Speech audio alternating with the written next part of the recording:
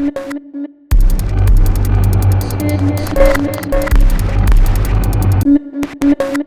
Allen Greenfield. Welcome back to the show. Good to have you back on. I figured because we had you on about the Black Lodge before you'd released your book, and now the book's out and I've read it.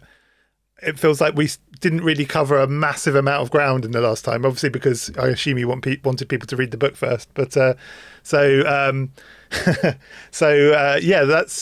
talk a little bit today about some more Black Lodge-ish stuff, I guess. But anyway, how are you anyway? How have you been? I'm breathing in and out in that order. So any day is a good day as far as I'm concerned, if I'm able to keep that up. But the book is doing very well. And since it's a message book, as it were, I'm glad that it's doing very well, and I hope that it continues to.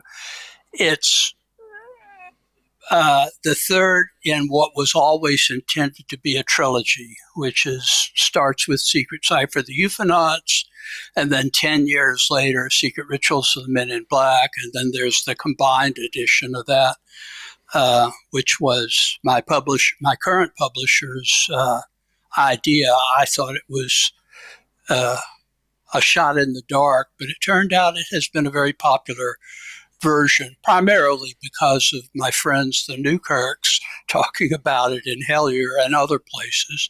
And it has had a second coming of the Secret Cipher. But I always thought that the third book would be focused on the secret chiefs of the Third Order, because that's positive and that's a good area to go into.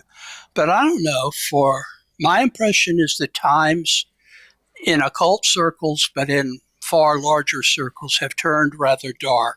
Mm-hmm. And I do believe that knowledge is power. And I wanted to do something that hasn't been done since the 1920s for reasons I'm not really sure of, which is expose the Black Lodge to the light of day. So that, in a nutshell, is what the book is all about. What's interesting is in the book you start off looking at sort of fictional sources. Obviously, we've got Moonchild and Twin Peaks in there. But could you talk a little bit about why you chose? Obviously, it's obvious why you chose Moonchild and Twin Peaks in some ways. But why did you decide to not look at things like H.P. Lovecraft in the book? Because Lovecraft seems like he's telegraphing a kind of Black Lodge kind of warning as well, I'd say, in his books. Yeah, but then I would have to go into the notion of Lovecraft's fiction, which he always claimed to the end of his life was fiction, mm-hmm. and then go into Kenneth Grant's take on Lovecraft's fiction and why he thought that it was more the dream quest of unknown Lovecraft in New England, which is a dark and gloomy place that that is sort of fosters that sort of idea. It would be a whole book in itself. The reason for Twin Peaks was because it actually broke the taboo in occult circles on talking about the Black Lodge. And I don't know yet how David Lynch will react to the book, if at all. But I do think that there is clearly knowledge of the real Black Lodge enfolded into that. And Moonchild is not fiction. It's a Romanet clef. And that's a very, actually, the line in there that says that it's a Romanet clef was my contribution to that particular section of the book, because I didn't want people to think that this was what has been peddled as fiction.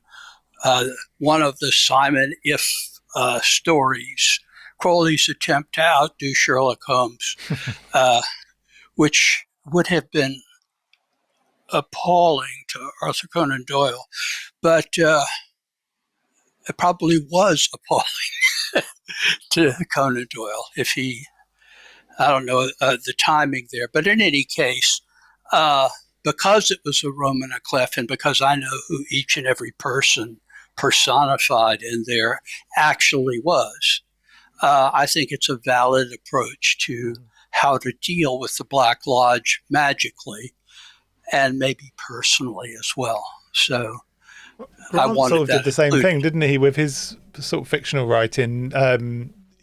A lot of it seems very autobiographical.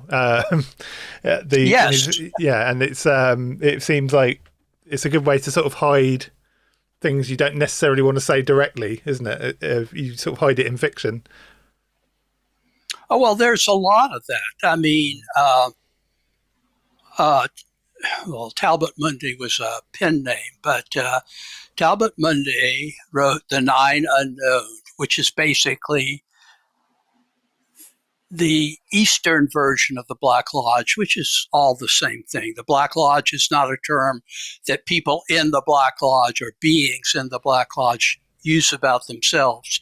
It's just a convenient moniker to hang on it. It's a lot of other interpretations. And Mundy was a colonial officer out in India and apparently encountered this group directly, but because he was in the colonial service during the Raj, he wrote it as quasi-fiction.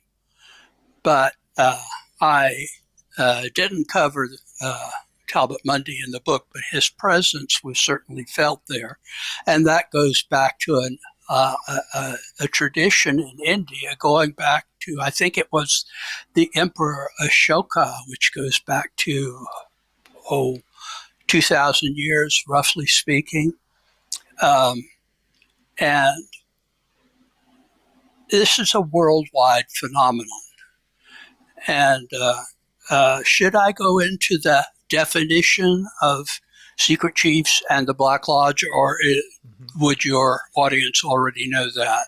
Well, I think it's because we're picking up, lots of new audience at the moment, and I think a lot of them are, we always try to sort of, cover both posts, as it were, the sort of the expert and the beginner sort of thing. So I think it might be good to sort of first talk about what the secret chiefs are, and then look at the kind of sort of look at the kind of links to the Black Lodge, or I've got the name. You gave them a name, didn't you, at some point? Is it something of 9, isn't it? Was that right? The Order of the Nine Angles. That's a real organization, No, not and that. a death cult. The Council of 9, I think, is what they're called in the book. Yeah. Well, I think that's Madame Blavatsky's term for it, but I'm not sure she wasn't in the Black Lodge. Now, Theosophists today are good, if somewhat quaint, folks, including their local chapter here, which has got a charter dating from 1913.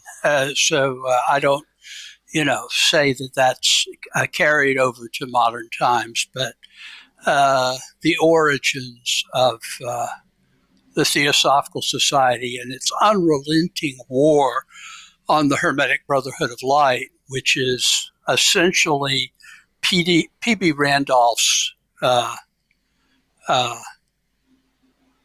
organization transposed to Scotland and then transposed here to North Georgia and then out into the wilds of America, all the way to California, where it still survives as the Church of Light, and which, in my own fashion, I carry on that tradition myself, having been authorized to do so by the family of the last frontal chief of the official line of the Hermetic Brotherhood. Madame Blavatsky couldn't stand them, even though she had apparently been inducted into it during her pre-India period when she was in Cairo and doing a mediumship thing. And she was seeking the ancient Egyptian secrets, as all European ladies who went to Egypt in those days were doing, one way or another. It was either that or, dig up a few mummies and take them home with you to your daddy's, whatever. So she met a guy named Palos Medamon, at least that's the name he went by, who was an initiate of the ancient Hermetic Brotherhood of Light. And apparently she and Colonel Olcott were initiated into it, but ran afoul of it for some reason that I've never been able to know, because you hear about it. Medamon never wrote anything, at least not in English. I mean, he would have written in Coptic or in Greek or in Arabic. So, if any, and that's never been translated into any languages that I speak. I can stumble through Arabic, but not well enough to know anything that he had done. But she and Olcott were expelled. So, being the people of integrity that they were, they migrated to India, to Adyar, and there the mother house of the Theosophical Society has remained, and had a great deal to do with the birth of Indian national identity, which, as I look at the problems on the subcontinent there, I say, how's that working out for you fellas? Yeah, but let's go back to Secret Chiefs. I think that's the let's define the Secret Chiefs first, I think, and then look at the kind of Black Lodge connection. I think that's the Secret Chiefs are referred to as the masters in theosophy, or the ascended masters, or just the chiefs. In magic, as early as the late 19th century, they began to be referred to as the Secret Chiefs. In classical Hindu and Buddhist thought, they're referred to as Mahatmas or Bodhisattvas. And I think that of all the terms that I've heard, it's probably, I'm not sure if that's Sanskrit or Pali originally, but Bodhisattva seems like a really appropriate term. This is a type of being who starts out as an ordinary human. These are not entities from planet Piwam or Dimension X or Y or Z. They are people who have attained, in the traditional mystical sense of attainment. But rather than going on to, again, Eastern term, nirvana, the great universal mind, they have chosen to take a vow to aid all of, actually all sentient beings. I was going to say all humanity, but they're very careful to use the term sentient beings, to achieve what they have achieved, however long that takes, before they would even consider entering into moksha or nirvana or the highest planes or the Ein Sof, or, there are terms that are different, but I think they are more or less synonymous. I rarely have anything nice to say about Aleister Crowley, but the correspondences in 777, I think, are a good jumping off point for recognizing that all of these systems are one. They're just different cultural interpretations of the same system. The medieval Jewish mystics referred to them as the Lamed Vavniks, which means 35, and it's just the number, letter Lamed, letter Vav is 35. And Secret Chiefs will do, because I came at this from a magical point of view, but it's also applicable to the use that's made of some of the terminology you find in trance channeling and ufology, including some which is a good segue to the Black Lodge. Definition. The Black Lodge are also very, very highly developed human adepts who have transcended their humanity. They are immortal or semi-immortal, but they have not crossed in terms of the Etz Chaim, the tree of life. They have not dared to cross the great abyss to the higher planes, whereas the secret chiefs have and are, in a certain sense, close to omniscient, as close as coherent beings can be. And they have chosen instead to stay in what Crowley also called the city of the pyramids on the nether side, in other words, on the lower side of the tree of life. And just as you will find in all of the hierarchical magical organizations, a certain type of pride takes hold of most people when you advance to a certain level.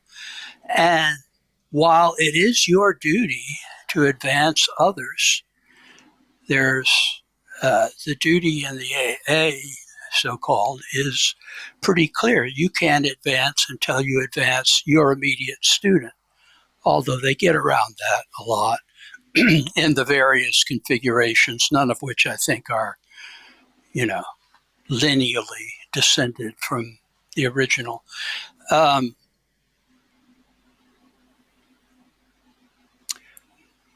Where to take that? So these are beings who have reached a point where they don't want anyone else to attain beyond their level. And that is simply a matter of pride. Milton's version of Satan is probably the quintessential archetypal example of pride going before a fall. They don't exactly fall, but because they are very powerful, but they are willing to do anything to keep others from attaining to their level and thus being of equal or greater rank as they see it to them. And again, you see that in the magical organizations too, which the further up you go, the more you put on airs and begin to think that you are a king or a prince or taking essentially Masonic titles far too literally. Staying at the top way too long, I'd say, as well. Well, I am a prince of Jerusalem. But if I go to Jerusalem and say, especially right now, and I say, I am a prince of Jerusalem, not only will the Arabs on top of the Temple Mount stone me from above, but the Jews at the base of the mountain will stone me. And the only people left are the 5 Christians that are left in Jerusalem who will say, it's not our fight. Oh, Prince. So it's to be taken for what it is, a Masonic ennoblement that has overlapped into magical and even some Gnostic organizations. So have I defined both reasonably well for the 10-minute version? You read the book, people. Read the book. You're never going to really understand it until you read the book and have an enlightenment experience. Where do you feel that the secret chiefs fit into things like ufology as well? Because there does seem to be a link there. And maybe also on the same thing, like how does the Black Lodge also fit into ufology?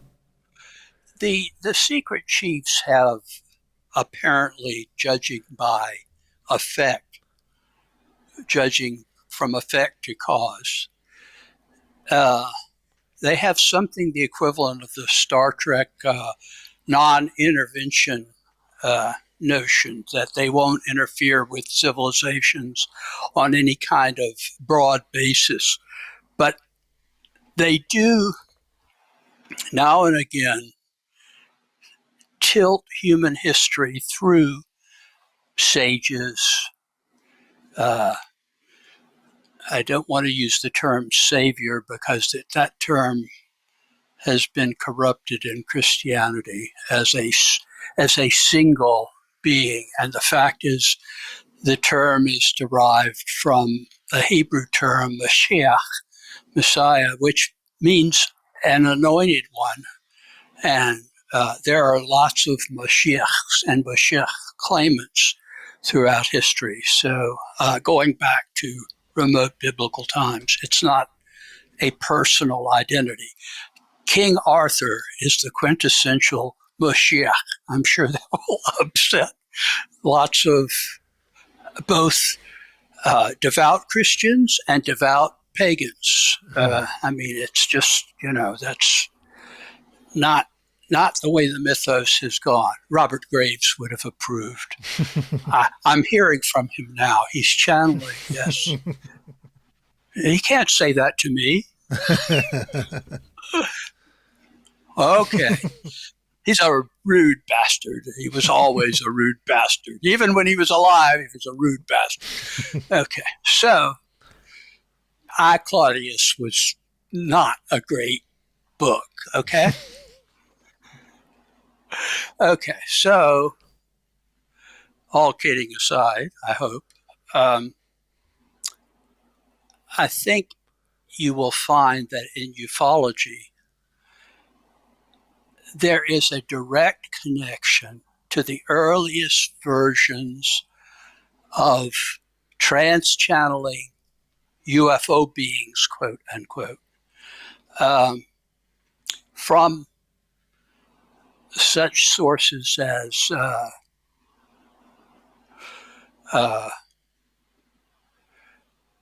the BSRA, as it used to be called, now BSRF, the Borderland Sciences Research Associates, which goes back to well before Kenneth Arnold. 1945, they were already doing channeling of the coming of the guardians, another term for the same thing. And they were channeling these beings, which until Jim Lees and company cracked the secret cipher in Liber Alva Legis, the names of these beings that came through their trance channels all the way through the 1950s and really shaped a large segment of the contactee movement didn't make a lot of sense until you decode them. And that's what the first book, Secret Cipher of the Ufonauts, is about, because that was my one real contribution. I mean, Lees and Carol Smith and Jake Stratton Kent, God bless his soul, they were the pioneers. It migrated to the USA through Bill Webb and his followers, who in turn gave it to me as an occult cipher, and I applied it to flying saucer related names and words. And not only was it, the first thing I thought of was this will predict future UFO cases, which it does, but it also discloses what these beings really are and what they're communicating with, what they say about the planet that they came from or their personal name. Indrid Cold comes to mind. And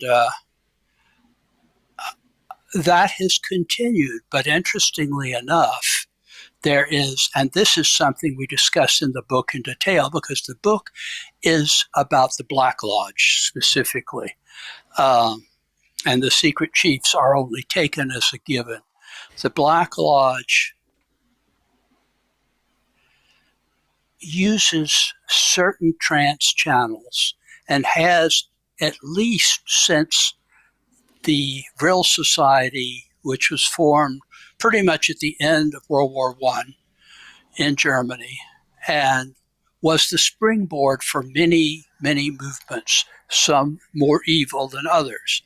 I mean, the Ahnenerbe and the SS within the Nazi movement sort of was formed at Vril Society meetings. There's a lot of nonsense about the Vril. The Vrilyo women, I don't think ever existed. That's the product of a relatively modern, that is 1970s or 80s, neo-Nazi group in Germany. Oh,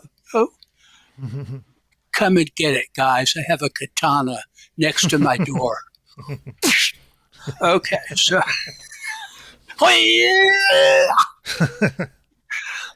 It's the only move I know, but that's the beheading move. Yes, my name is Bill, and you can come get me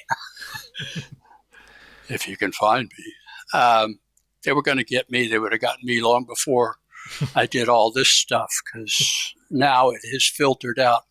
I was pretty much, with the notable exception of Jacques Vallée and John Keel, I was a lone voice crying in the wilderness of this terminal ETH.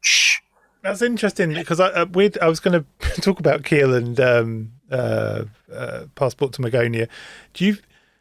The ultra-terrestrial phenomena, this is something that I think it keeps popping up all over the place at the moment, and it doesn't really get defined particularly well anywhere, except for Vallée's book. But how does the ultra-terrestrial phenomena mix in with the Black Lodge, do you feel? Because there does seem to be a connection there. Well, there's a connection with the secret chiefs as well. My feeling is there is zero evidence that UFOs are extraterrestrial. So what else could they be? Well, my whole thing, starting in the late 1960s, as somebody pointed out to me just recently, they found some old magazines that I wrote way back when I was but a wee bairn, callow youth, and not a very good writer. I am now fairly good, but I was... every third word was probably the wrong word to use. And also a lot of typos. Like I did an obituary. It's my most jarring memory from that period, where I did an obituary for someone and I was trying to be moving, and I said, flesh and blood. And I said, clearly, in the published version, flesh and bluke. And apparently that old stuff is getting reprinted on the internet. But I saw that I was pretty well in the category that I'm in now, that far back, because it took me about 8 years to realize that ye olde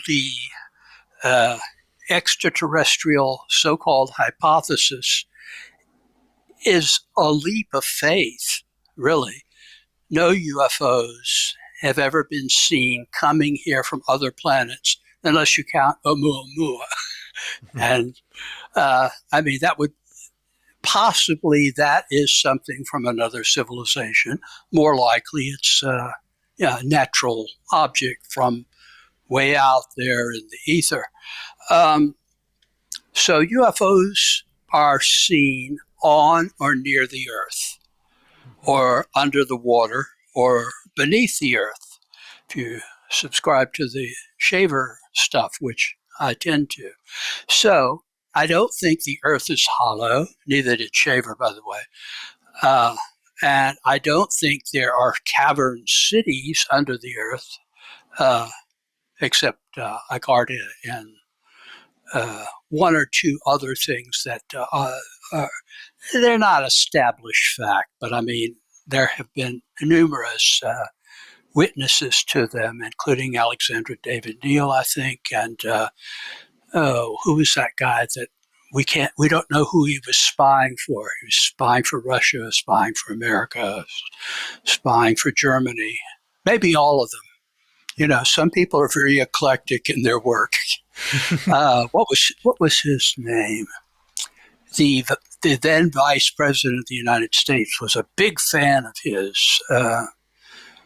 Henry Wallace. He later ran for president. I can't think who you mean. You would recognize the name because he did a lot of moving around in Tibet, knew the locations of these two cities, which are, it's Roerich. not quite it. Roerich? Nicholas Roerich? Yeah. Bingo. Mm-hmm. Yeah, very peculiar and interesting fellow. Oh, there's a whole show in Roerich. I want to do a whole show on that guy. There's some interesting stuff with him. He's especially with his object that he received at some point later in his life. But you might want to look at whether there's continuity between the stuff that he was doing. And again, he was whatever he was to the Germans and whatever he was to the, I guess it was the NKVD back then in the Soviet Union, a deceased country, sort of. And he was very close to the Vice President of the United States. That's how he got funding. He got funding, didn't he, to go from this guy to go to like Tibet and places like that. But I think he was getting funding from all three governments. The Germans, because they were trying to prove the Aryan origin of Tibetans, which seems like the impossible dream to me. But they were wacky and, Vril influenced and so forth. The Russians had an interest in, they had an interest in any country they thought they could get their claws into, as they did for a while in Mongolia. And you ask the Mongolian government now, they look north, they look south, and they're scared both ways. Yeah, I bet. But they've been taken over by China, taken over by Russia. It's like being a Pole. Every army that has gone through at one time or another has taken it out, and that's just the way of things, I guess.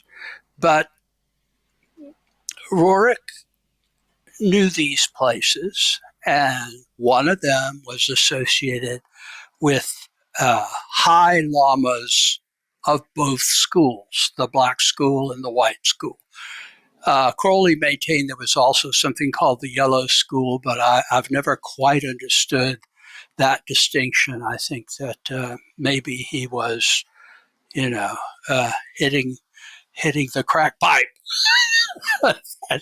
that day, and it seemed a sensible thing to mention. But they're always neutral beings. But generally, you don't reach that kind of level without having a sense of purpose of one sort or another. I really haven't told you what the purpose of the Black Lodge is. It seems particularly appropriate to mention it at this point. Mm-hmm. They are not on the side of any group of politically conscious human beings or religious groups or anything. They're on the side of all of them fighting against one another because they would like to see civilization blown to hell in a nuclear holocaust. That is their purpose. If that fails, and it has so far, thank God,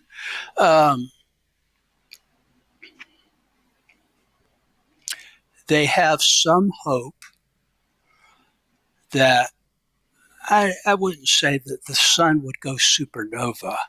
That's unlikely, although I didn't think Betelgeuse would go supernova either. Apparently, it's just on the verge, which will change a lot about when we look up, we will see a bright sky and probably hear horns or whatever. I don't know. But, people are claiming they're hearing horns all over the world anyway. And I'm not in all apocalyptophiliac, nor do I anticipate anything that vast. But there is some evidence that about 12,000 years ago, actually, there's synchronicity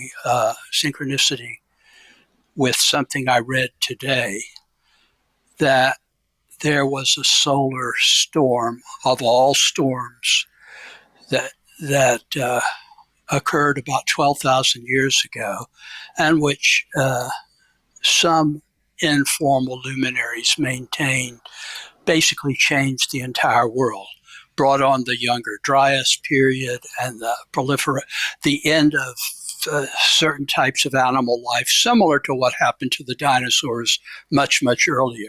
Of course, there's a separate school that says, no, it wasn't that. It was a comet breaking up. We don't actually know if either of those things happen. It just may be the Gulf Stream can be fickle, and sometimes it isn't doing its job the way we would like it to be done, and the world gets very cold very fast, or very hot very fast, depending. One or the other. Usually it's both extremes. It becomes very hot. That interferes with a lot of different patterns in nature. But it wouldn't, at this point, given the Carrington event of 1850, whatever it was, and how dependent we are, even at this moment, talking on rather exotic instrumentation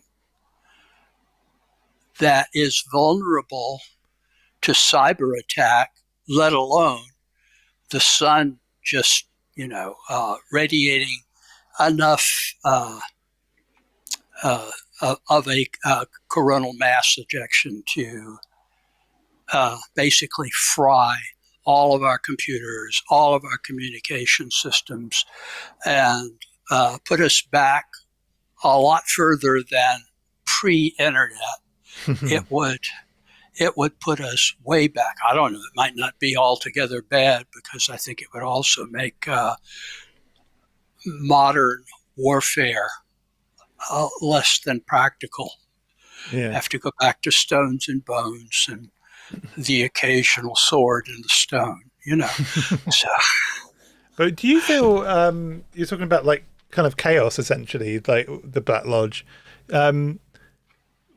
Do you feel there's some connection between the Black Lodge and Choronzon in some way? Would there be some kind of admiration, at least, there between the two? Well, I'm going to be a little bit in danger here of some of your previous guests and friendly people. But yeah, I think that there is an aspect of not the Black Lodge itself, but those who are kind of devotees of what they take to be the Black Lodge, ranging from, the Church of Satan, which was not a belief-oriented organization. It was an organization based on theater and stinginess. But there are hive-off organizations that, take seriously the notion that there is a being called Set or Shaitan or Satan, which is, again, corruption of a Hebrew word that simply means adversary, or equivalent terms, that are devoted to the forces of chaos. And they may do it under different prescriptions or, nostrums or doctrines or whatever. But they are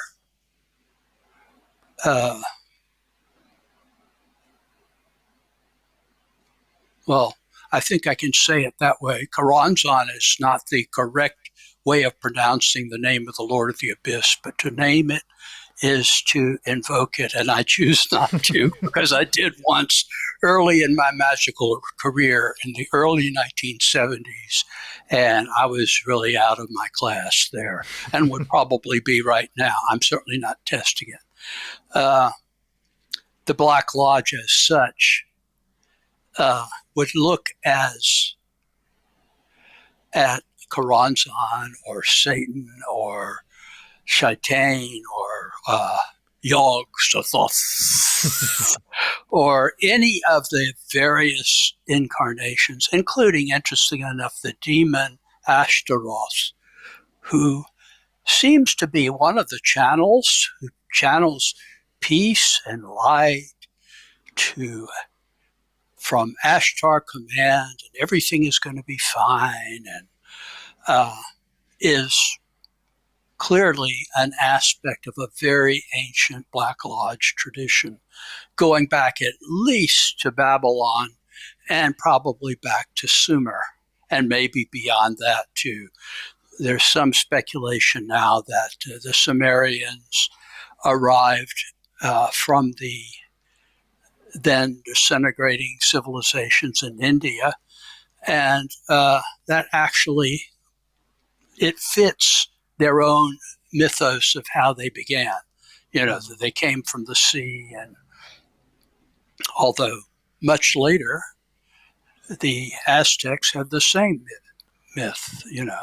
What do you think? What about Rene Guénon? He talks a lot about kind of these dark points of, you know, these dark groups of people and dark points like the Seven Towers and this kind of stuff. Have you ever looked into that kind of stuff before, or in regards? Oh to yeah, I've read Guénon in translation.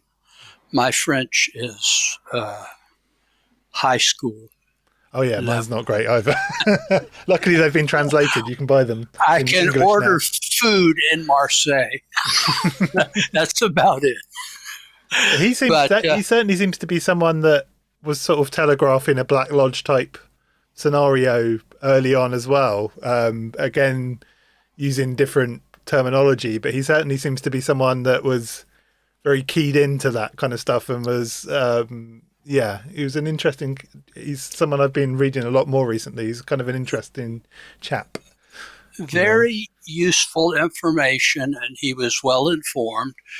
But keep in mind that his politics was neo-fascist, and that may not be your cup of tea. Well, not neo-fascist. I mean, that doesn't mean that Ezra Pound was a bad poet because he spent World War II with Mussolini. It means he was a good poet with a bad philosophy of life. And I think that would apply to Guénon and a number of other people. I mean, the people that originally started the Vril Society, I don't think they foresaw concentration camps and the Ahnenerbe. And it's just like you can maybe stick Wagner with that because he hated Jews and was very verbal about it, along with a lot of really good, stirring music that you could march to, and that people do march to every year at Bayreuth and the theater he designed. Quite a show. But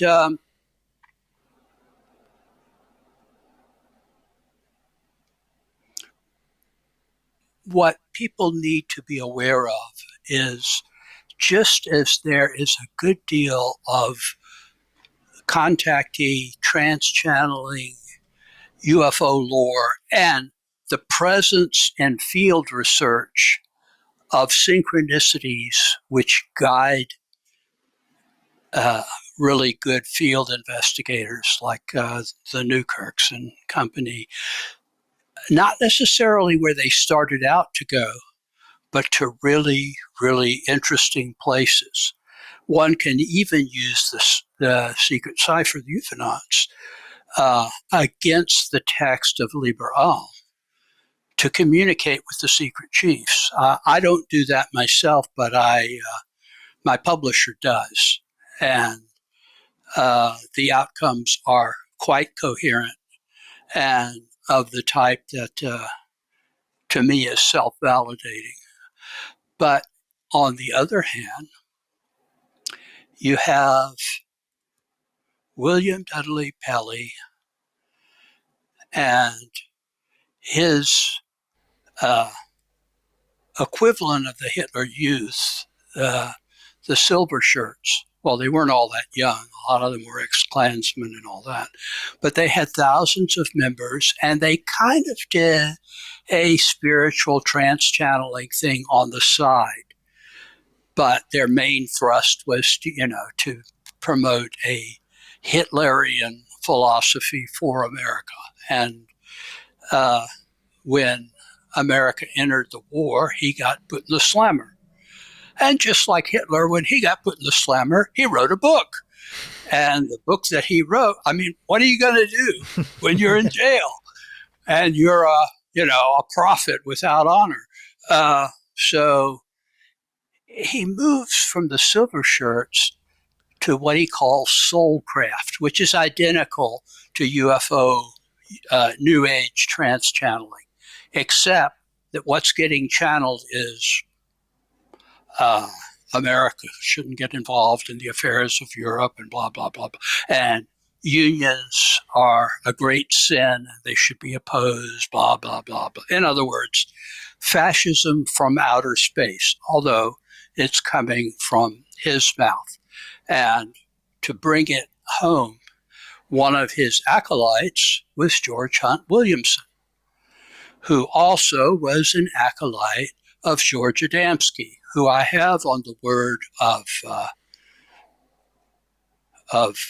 my late good friend Jim Mosley, was a rabid anti-Semite. I don't know if he bought the rest of fascist ideology, but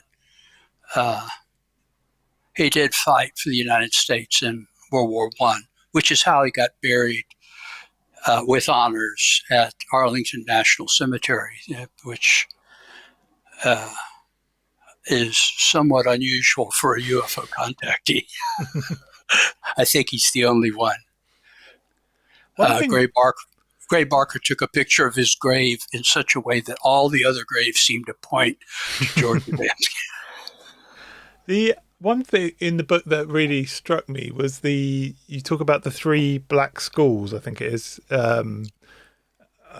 Could you talk a bit about those? Because they're kind of, I've heard of one of them because one of them is mentioned in Bram Stoker's book in Dracula, isn't it? But the other 2 are kind of interesting. And what's interesting about them is they all seem to be from folklore, but all seem to say the same thing, don't they? They all seem to have very similar curriculums and myths and so that kind of piqued my interest a little bit, because when you have lots of different myths coming from different places that seem to be saying the same thing, there seems to be my one direct contact with the Black Lodge, if you want to call it that, was with a graduate of one of those schools. I can't tell you which one because I don't know, but I do know by the interaction I had with this guy that, well, he could have killed me, but for some reason he wanted to warn me off, because shortly after I did the first thing, this is when I was still in the corporate OTO. I had written an article about the Black Lodge because I realized even back then that there was a dearth of new information on it, and there seemed to be some Black Lodge things going on around Euless Lodge number 10, OTO Incorporated. And I was told by the then lodge master, I'll try to do his voice. Well, the higher initiates don't talk anymore about the Black Lodge. To which I went, but I do. It's like a red rag to a bull. Oh, yes. Except I don't go in with my head down. That's the bull's usual mistake. I go in looking for the sword so I can get the matador where it hurts the most in the cojones, so to speak. This is all metaphorical. But shortly after that, and at that point, I was a lowly member. I think I was secretary of the lodge.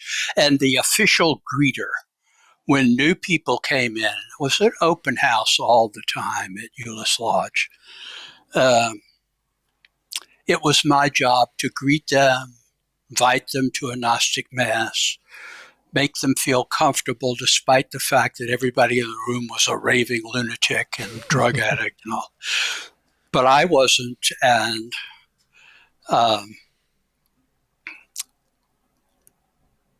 one night, I think we were entertaining Sally Ann Glassman, who was at that time she's no longer in the OTO either, as far as I know. But she was the big kahuna in those days in the Southeast, thought to be maybe even an heir apparent, if a woman is ever the heir apparent in the OTO, which is debatable. So there was a very large group of people there, some of her lodge members, some onlookers, our membership, which was maybe 100 people at that time. And this guy and his entourage show up in this is circa 1987, 88, approximately. So this is displaced in time, but he shows up in a hippie van with all of those doodad decorations, flowers and stuff. And the main guy is a dead ringer for Charles Manson. Well, I don't judge a book by its cover, but it seemed to me that that was an affected look. Mm-hmm. So I thought, well, we get all kinds here. We get our share of, drug dealers and bad people and good people and candidates and idiots. And, we get all kinds. It's just, if it's walk in and it has the reputation of being Aleister Crowley's sex magic organization, woo, woo, which is never exactly the case.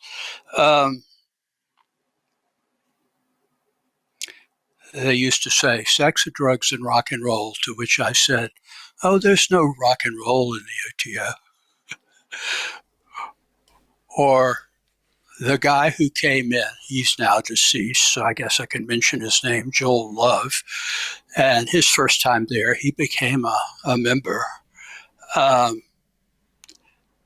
The lodge master and I were sitting and interviewing people, I as the lowly greeter and the lodge master, to determine whether this guy was a good fit. And the lodge master said, so what do you hear about our order? The guy was a high-level ex-Scientologist. He had a drug problem, so they threw him out. Of course, that doesn't disqualify you in the OT. It isn't mandatory, but it's common. So he said, oh, I've heard that you're kind of the fascist youth. And the lodge master went, well, we're not that young. And I almost fell out of my chair. He was had a very dry sense of humor, which the guy didn't get. Scientologists have no sense of humor, ex or otherwise. And I think ex-Scientologist is like an ex-member of the Socialist Workers' Party. There's no such thing. They're still selling the weekly magazine of the group on street corners when it's raining, because you never really get out of a cult. It just doesn't happen. So this guy starts going around and this will date it pretty closely. He was talking about the upcoming harmonic convergence. Y'all can look that up on your internet if the sun doesn't fry it and see when that was. But he was talking about that, and I thought, oh, God, I've been through so many end of the world deals that I'm totally cynical about it. But he's trying to sow this here. I wonder what this guy's motivation is, because he was clearly up to something. That was all he was talking about. And I thought, well, maybe he's here. There are two OTO lodges. Keep in mind, I spent 10 years getting into the OTO, and then I spent 10 years getting out of the OTO. Mm. It takes a long time, though it's not a cult. Yeah. Oh, my eye. So I kind of followed this guy around, but never spoke to him or called attention to myself. I wanted to see if he talked to Sally Ann, to well, he's still around, Frater Escalari Visionem, a.k.a. the master of the lodge. And he talked to everybody with his harmonic convergence thing. So I waited and bided my time. And at the end of the evening, when people were drifting away, I went to the back door of the lodge where I knew his rather flamboyant and archaic hippie van was parked, with the other hippies out of, like they walked out of Haight-Ashbury circa 1966.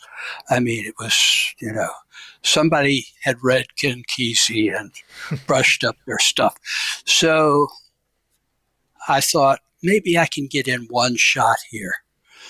So as he left, he had to walk past me, and I said, in a very matter-of-fact voice, so you've been telling people about the harmonic convergence, huh? And he looked at me but didn't say anything and started to get into the driver's seat in the van.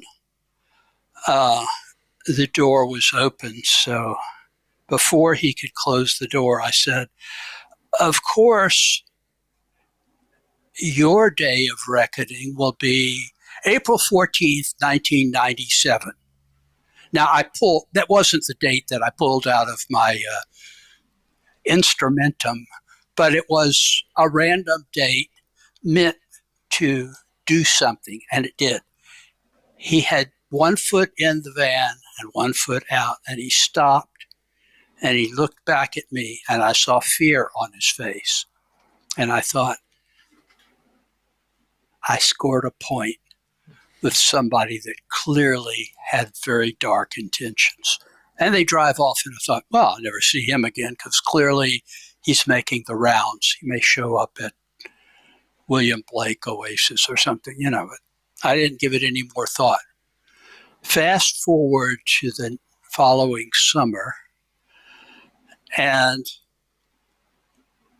as a group, the local neo-pagan groups, particularly the Wiccan groups, and the OTO did not get along all that well in that time period.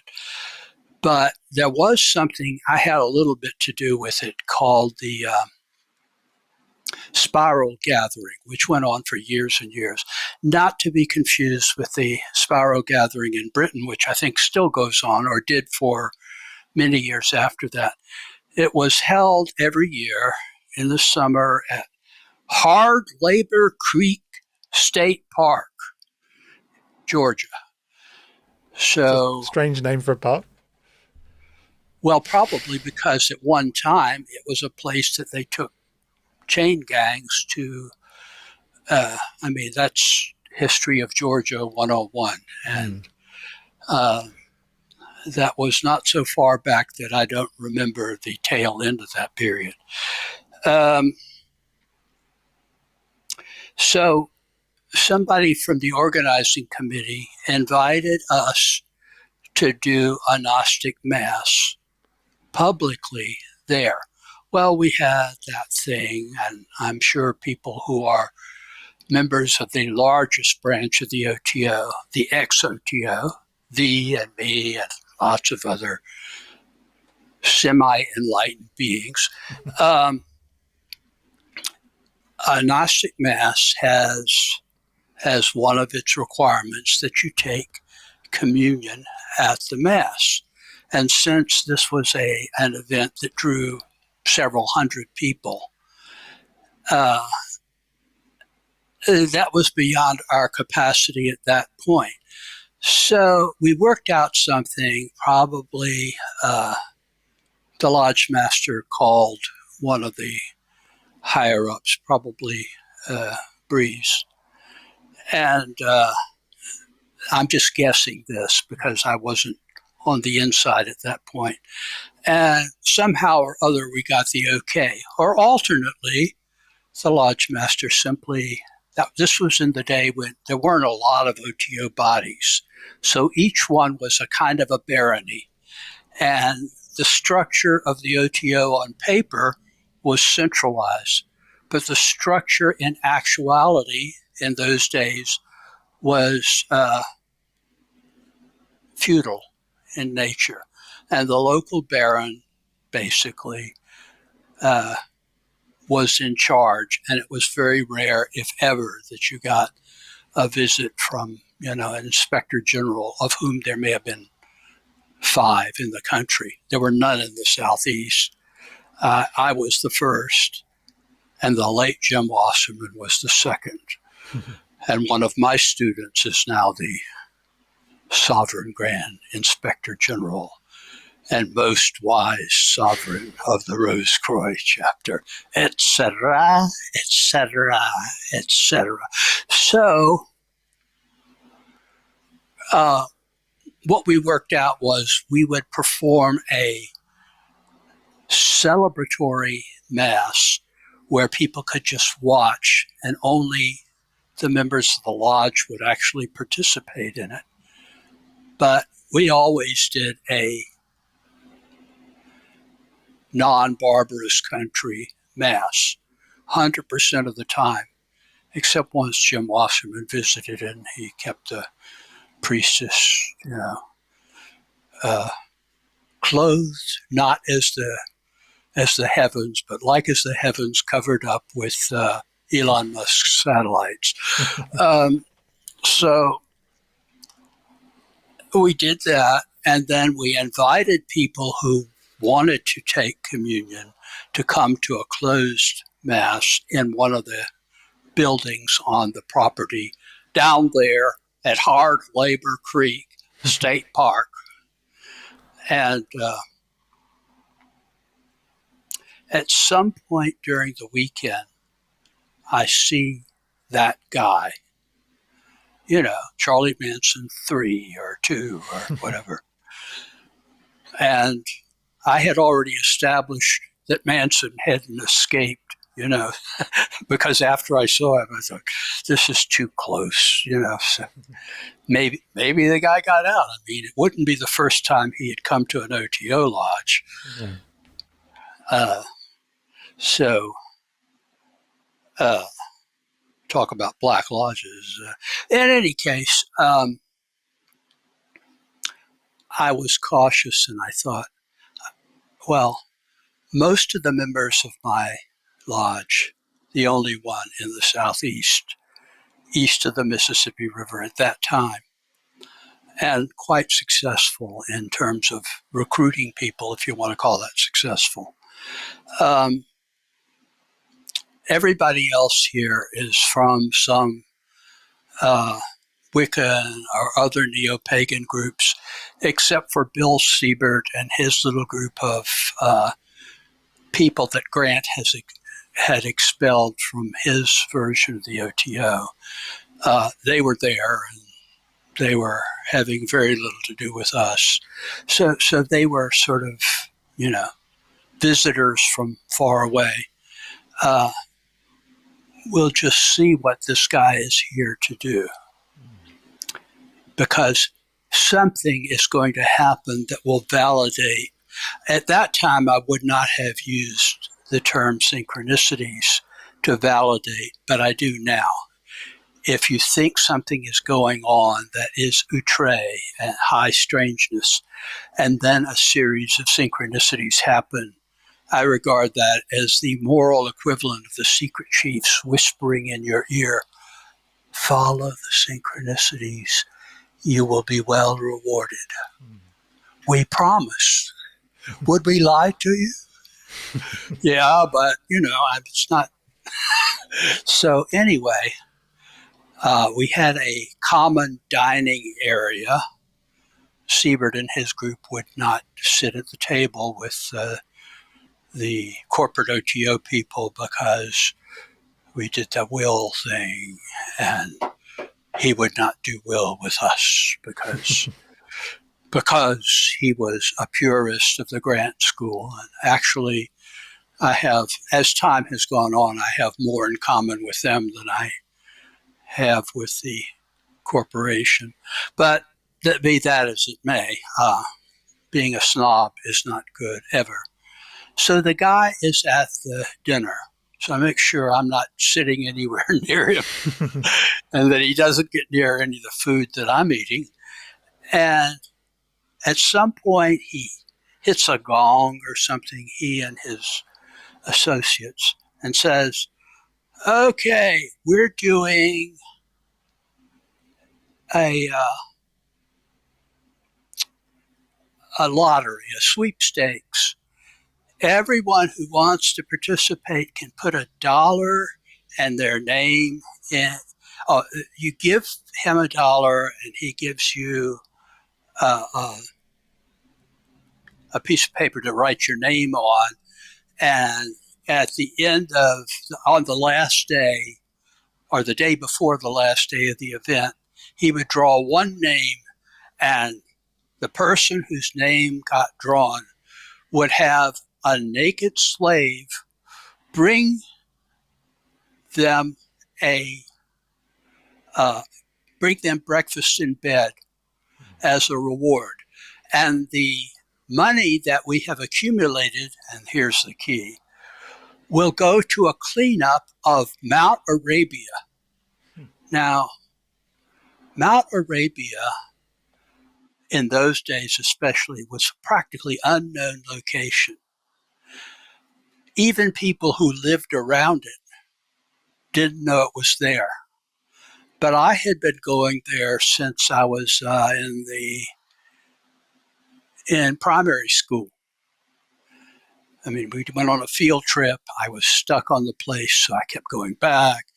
We formed a group in the early 1980s that was dedicated to doing the vision quests recommended by Carlos Castaneda. We did our inaugural dinner at the Don Juan restaurant. How appropriate can you get? We had many adventures on the mountain because in those days, nobody cared. Nobody was out there. Some locals, we always went at night and stayed all night and lit a bonfire at the peak. It was safe enough. Mount Arabia has very, very little in the way of trees or anything of that sort. It's a bald monadnock, which is, just a huge rock that bubbled up from the earth several billion years ago. There's an interesting side story there that some locals decided that since we were there on solstices and equinoxes, it must be that the Satanists are coming up the mountain. And after a couple of years, we decided to chase. I think I've told you this story before, but we decided to chase the Satanists, and there weren't any Satanists. It was us. Apparently, all the local people in Conyers, Georgia, and a lot of very famous people came out of that little hick town. A lot of sports people and show business people. But anyway, it was still, in those days, a rather rural place. Atlanta has eaten it since, long since. But years later, after the Castaneda group, I assembled several groups to come up to Arabian Mountain to my particular power spot to empower people with all of the empowerments that I held, which is considerable because I don't want to fall into that trap of being, somebody who wants people under me. I want everyone to have, who wants it, to have every empowerment that I have. Of course, empowerments are not knowledge, and the two should go together, and I can't. But we did have talks there. But other than one obscure person, I believe her name is Shasta Zarang, if she's still around, ever went out to Mount Arabia as a spiritual location. There were nature hikes during the day and things, but it was just little known. And the nature of the mountain is such that because it is now all rock and no trees, the silt from what was undoubtedly a tree cover has all gone down to the rim around this double dome rock, and trees have grown there. And if you don't know this mountain is there, you cannot see it from any of the roads around it. So it was an unknown location. So I'm sitting there and I hear that and I thought, boy, he heard me that night, because of all the places he could pick. He picks an obscure location that is obscure to everybody here except me and people that I've taken there, of whom at that point there were not many. And if I'm right, there's only one person that's going to win this contest, and that's me. And I would guess there were 100 people that entered, and the big theatrical drawing, and congratulations. Oh, what a surprise. He drew my name out of the bowl, whatever. And I thought, Well, it happened that my soon-to-be ex-wife was among the people that were in the building that the OTO Lodge had taken. So I thought, well, she was soon to be my ex-wife, but I really didn't want her to be my ex-wife. I wanted her to stay around. She was my great love of that period. And a naked slave is going to serve me breakfast. Among other things, I don't eat breakfast, but we'll see what shows up. So sure enough, a naked girl shows up and tries to serve me a breakfast of something like ham and eggs. I don't eat eggs. I'm Jewish. I don't eat ham. And also, I didn't need a naked, strange girl who turned out to be one of Bill Siebert's acolytes. I said, why don't you give it to my fellow members of Euless Lodge? So she did. So I said, I foiled him again. And I really thought I had. I was feeling cocky. So on the last day, I'm going to the dining hall or the meeting hall. I don't know what it was being used for that day. And in front of where I had to go past is the guy. And I thought, well, he's going to say some smart-ass thing to me. Or maybe he's going to pull a pistol out or whatever. I don't know. But what the hell? I'll be a martyr to the cause, and my name will be emblazoned forever. And I approached him, and he holds out his hand. And being a Southern gentleman, I shook his hand and immediately thought, Christ, Lucretia Borgia. He had one of those rings with a prick thing on the inside. And he pressed it against me, and I thought, God, I'm dead. I don't know how soon, because I don't know what he used, but I'm dead. And he just smirked and then disappeared. I never saw him again, ever. And I went inside and ate and waited and waited. But it was a dummy. It was not loaded. There's no poison on it. Or the secret chiefs intervened on my behalf, unlikely, and neutralized the poison. I don't know. But the most likely thing is it was saying, we know what you are doing, talking about the Black Lodge, and we want you to know we can get you anytime we want to. Which did not deter me, but it did chasten me to be very careful about routine mocking of somebody. The truth is, if I've ever seen anybody else, and by the way, this guy could not have been in the Black Lodge, but one of the things we discuss in the book, not in as much detail as I would like, but there's always room for another book, right? If not that, then maybe a long essay.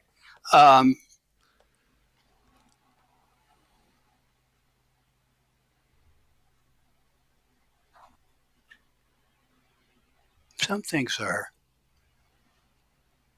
difficult to categorize. Let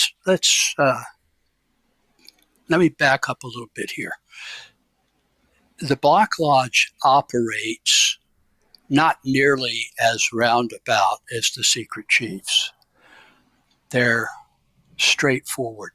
But they, as far as I'm aware, once they have become actually initiates of the Black Lodge, they cease to be corporeal humans, just as the secret chiefs do.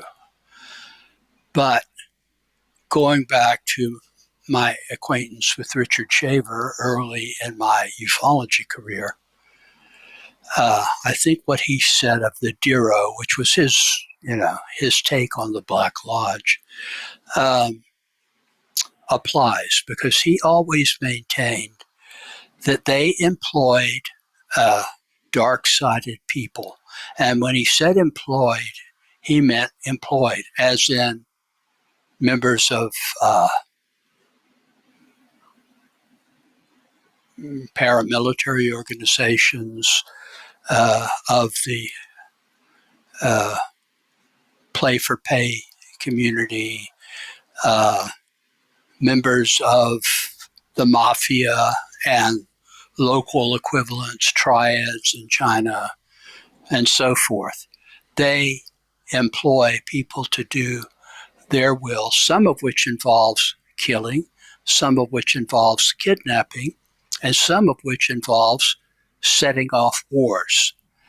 The classic example of that particular sort of thing were the German military that crossed into Poland ahead of the invasion, wearing Polish uniforms, shot a few shots in the air from that side at the German lines, which of course had photographers. They photographed everything, which they later came somewhat to regret.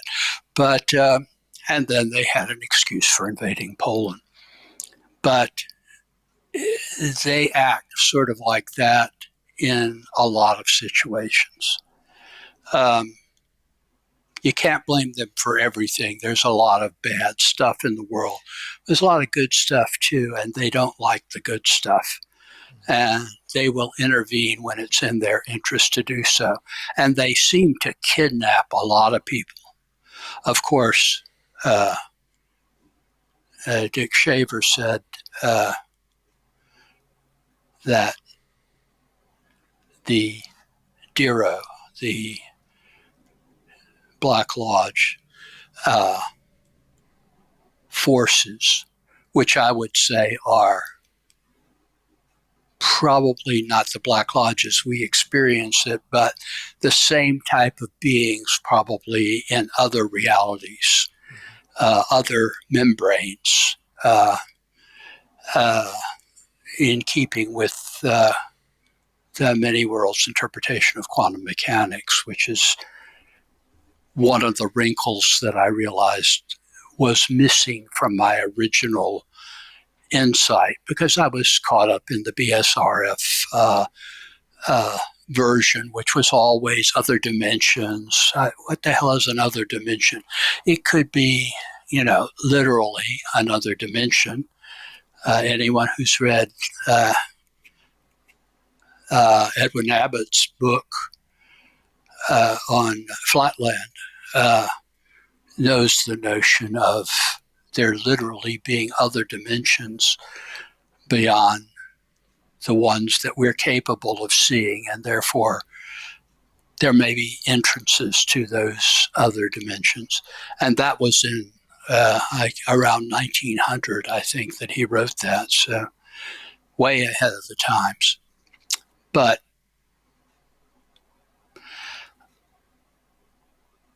I think that they may want slaves, or they may eat human beings, or some other purpose that I just don't have a clue as to, because I've never been able to figure whether those people who are picked up are random opportunities or are a selected group for some particular qualities. It doesn't help that it's a lot of trouble just to find databases that show worldwide annual disappearances without a trace. Without a trace, I define as they never show up again, and there is no easy, rational explanation. I don't think Elvis got abducted. I think he died reading Jitterbug Perfume in the bath, which, let's face it, that's probably not the termination that people wanted for the king of rock and roll. So there are rumors, that his tomb is empty, that he faked his own death. Mm-hmm. And I, at one point, was very offended, even though I am not a Christian. I was very offended by the fact that there have been more reported post-mortem sightings of Elvis than there have been of Jesus, according to the New Testament. I'm going to pull you back because we didn't actually talk about the black schools, because there's the 3 black schools, but we didn't seem to actually talk about them. Well, like I said, this guy was a product of one of those schools.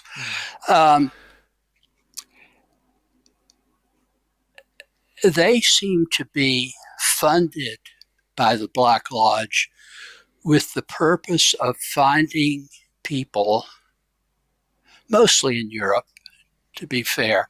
I don't know that there is any equivalent in North or South America, and certainly not in Australia.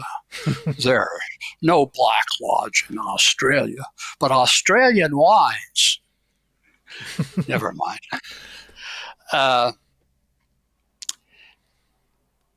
They take promising people who have that certain something, that they are driven people who want to advance in spirituality, but have, and they're good at spotting this, it's their own modus operandi, a lust for power.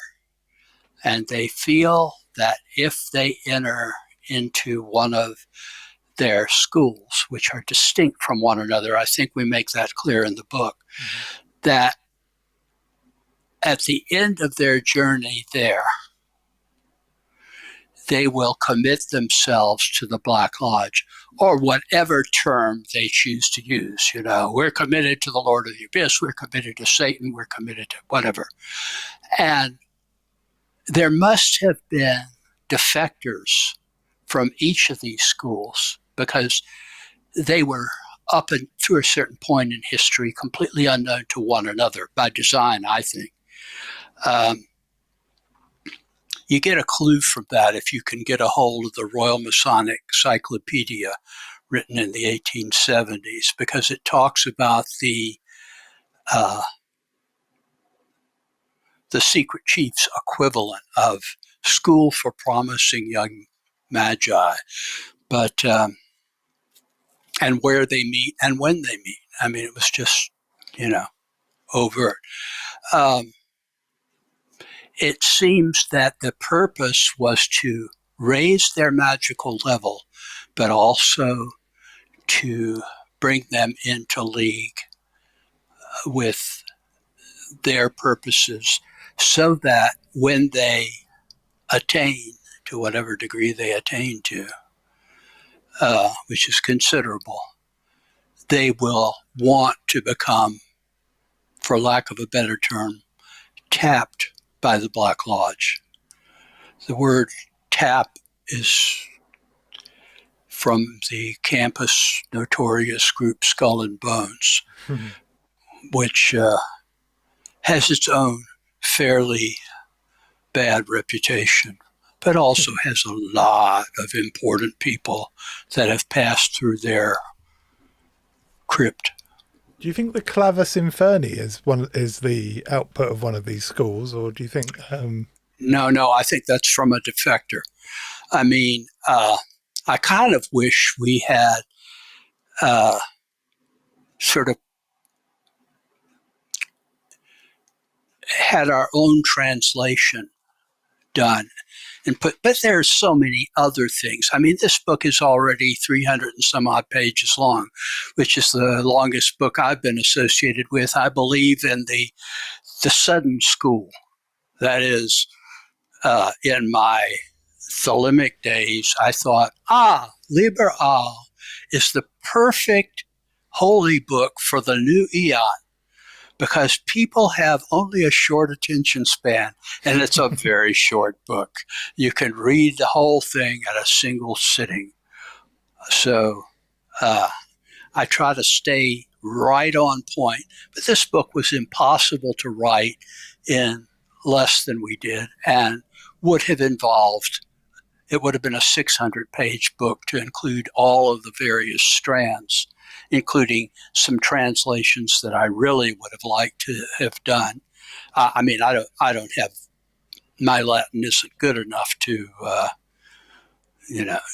and also handwritten old manuscripts, and I have elderly eyes. It's a task there. I would have to defer to somebody else, and then I would have to be satisfied that they were a sufficient scholar. I mean, we don't have a lot of people like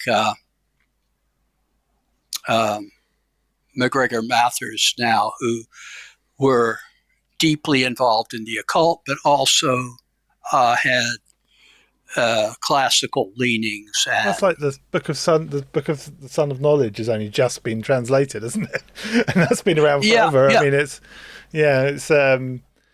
one thing that really struck me when I was reading the book was there seemed to be a lot of similarities between these three schools and the Black Lodge and the Order of Nine Angles. They seem to, especially, they seem to, that if ever there was a group that I would point the finger at and say, well, there's a product of the Black Lodge, it would be those guys, I think. Well, we do say they're a product of the Black Lodge. I mean, because they're mostly dead now by their own hands or whatever.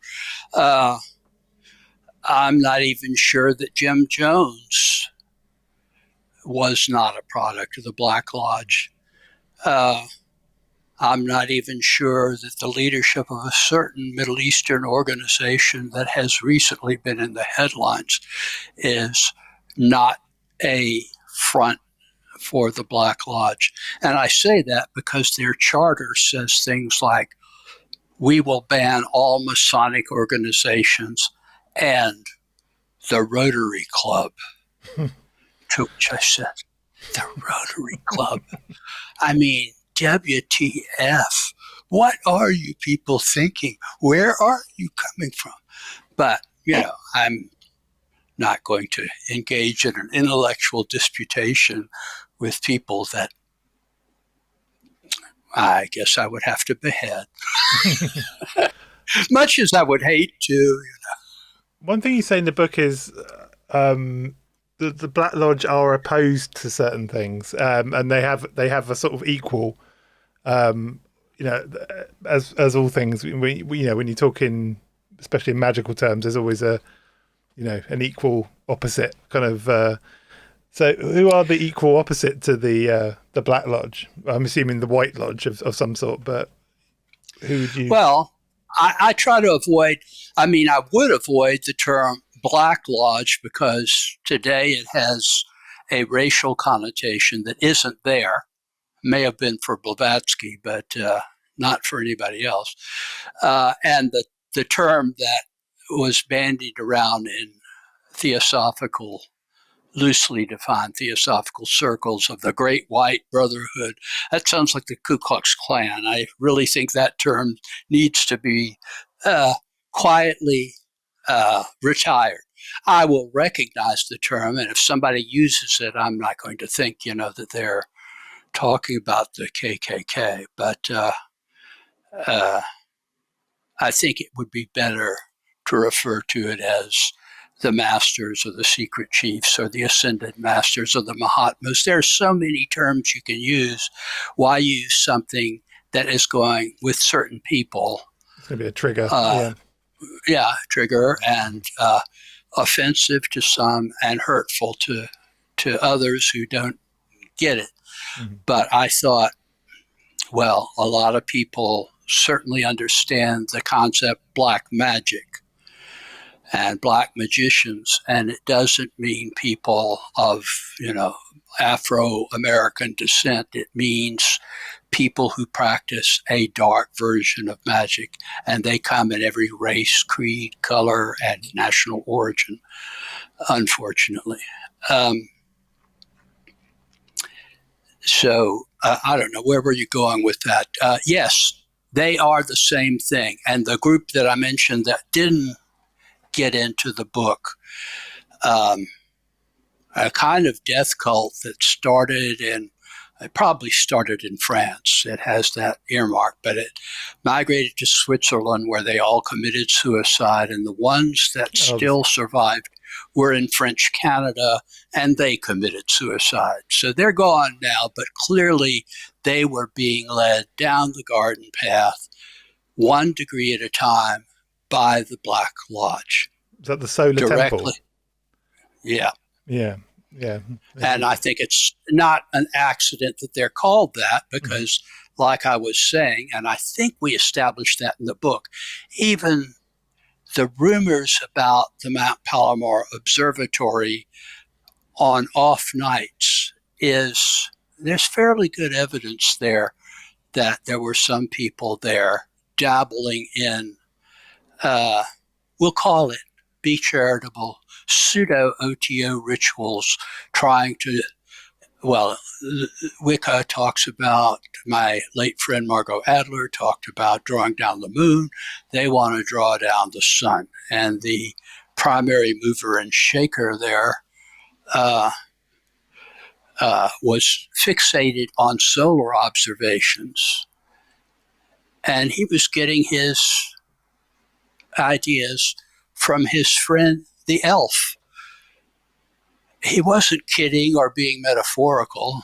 He was, I think he actually did a stint in a psychiatric facility, but he was the founder of a number of observatories. One would wonder why, but I think as technology has advanced, that only an advanced adept would have known when Mount Palomar was set up, which was, 60 years ago, 70 years ago. they would anticipate that we would be vulnerable in 21st century terms to certain solar events that certainly would have been, well, at the time of the Carrington event, the only thing that was affected were telegraph keys. They blew up. That was all there was, and that was the 1850s. We have a lot more stake in the technological, the whole electronic universe that is very central, I would say, in Western civilization, but I'd venture to say all over the world now. Mm. So that's where. Yeah. I think one thing I found interesting, I didn't actually know about, was the Malcolm X Man in Black thing. That was fascinating. And I think this idea that the Men in Black are somehow connected to the Black Lodge as well, that was an interesting section of the book. So could we talk a little bit about that, maybe? In particular, the Malcolm X story, which I found fascinating. Well, the point I was making there, because I have mixed feelings about Aiwass as either a metaphor or exactly what Crowley claimed, a praeter-human intelligence, i.e. a secret chief. Mm-hmm. Or a being of the Black Lodge introducing ideas that one of the spinoffs was Crowley and his immediate following, not so much now, were anticipating the ultimate cataclysm to the old eon, as they call it, so that the new eon could be born in fire and blood, which you don't hear a lot of that around the Gnostic Mass. And nor do you hear it in private, even at the highest levels there. I mean, yeah, as much as I disagree with those people, I don't think that they're, looking for a nuclear war or anything even remotely resembling that. But that was certainly something that could be true. Okay. The description that Crowley gave of Aiwass in, well, he says 1904,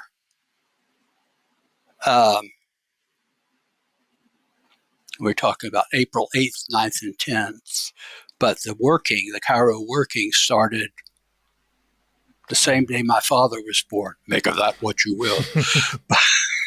Exactly the same day, same year, but halfway around the world in Baltimore during the Baltimore fire. I'm not kidding. And born in a red light district, too. And my grandfather owned a saloon next door to a house of ill fame. Mm. Mm. It fits in with the 1904 thing, but I am of a mind that Akkad, who, when he was in with Crowley, was really in with him. Crowley told him it was on April 1st that all three chapters were channeled. And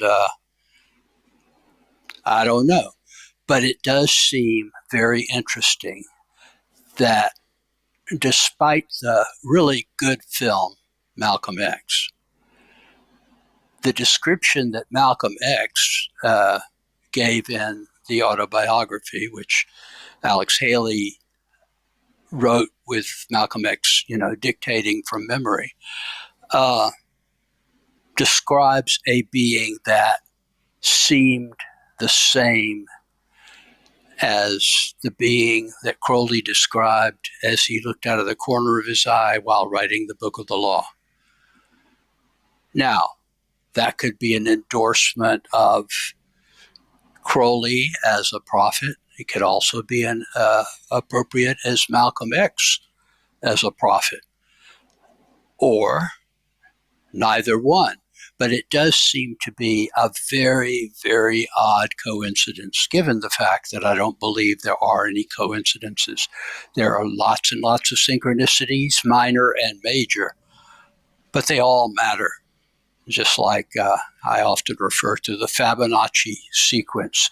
It's in your bathtub and it's in galaxies. It's just fundamental to the components of the universe, the 0 point field, as it has been referred to.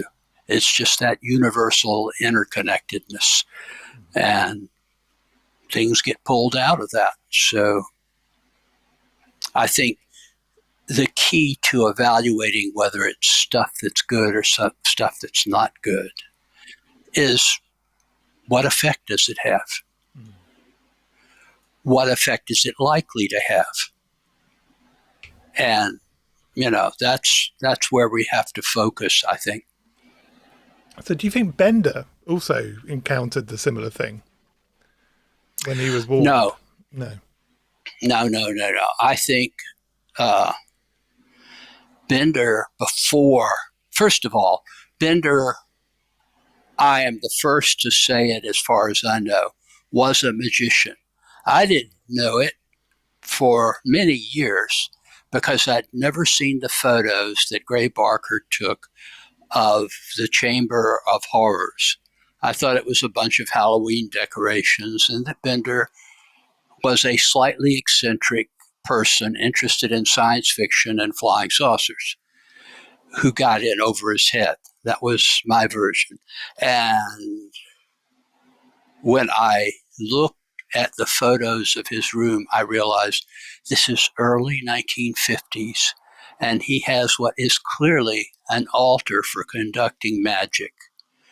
And when you look at the incident that he describes with the men in black, it has more affinity with medieval conjurations of the man in black, sometimes thought to be the devil, than it does with a lot of men in black cases. They come when he figures something out. They tell him a frequency you can tune in on your radio to communicate from them. And they give him a talisman, a summoning object with the name Kazik, but somehow he knows that it's spelled Kazik. I think they may have spelled it out for him, and that just is never made clear. Some people think, well, Bender is just a product of the Gray Barker spin machine. Nope. Bender was a D-Day veteran of World War II. After he got scared away from ufology, he moved to the West Coast, did not talk about that stuff except maybe with a couple of his old friends, became a patron of the arts, and was considered at the time of his death a few years ago as that, a patron of the arts, barely a mention of his Three Men in Black incident. No, I think he invoked, and when you invoke, and the level of magical knowledge in the early 1950s in the United States was not zero, but pretty close to zero. I mean, you could still find intact copies of the original edition of the Equinox available from the Samuel Weisser bookstore in New York for $100. You know what that would sell for today? Not $100. No, I was looking at one the other day. I think Watkins have I think it's a first edition, but they were selling that for, I think, $4,000. So it's not cheap. Even the edition that they got out in the 70s, which is where I got it, probably fetches a very high price now because it was a one-time thing and it was bound the way the original was and so forth. Crowley basically spent the last of his inheritance on getting out the Equinox. Mm-hmm. I was often think if I had a time machine, I could go back, because I used to see Crowley books that are worth fortune now for nothing back in the day. You know, like back in the late 80s, early 90s, I remember I'd see all sorts of Crowley books or like occult books that are now fetch insane amounts of money. I wish I could just go back, whisper in my ear like a secret chief and say, buy that, keep that in really good condition. Well, I patronized Haslam's bookstore in St. Petersburg, Florida, not the one in Russia. They're probably listening to us right now.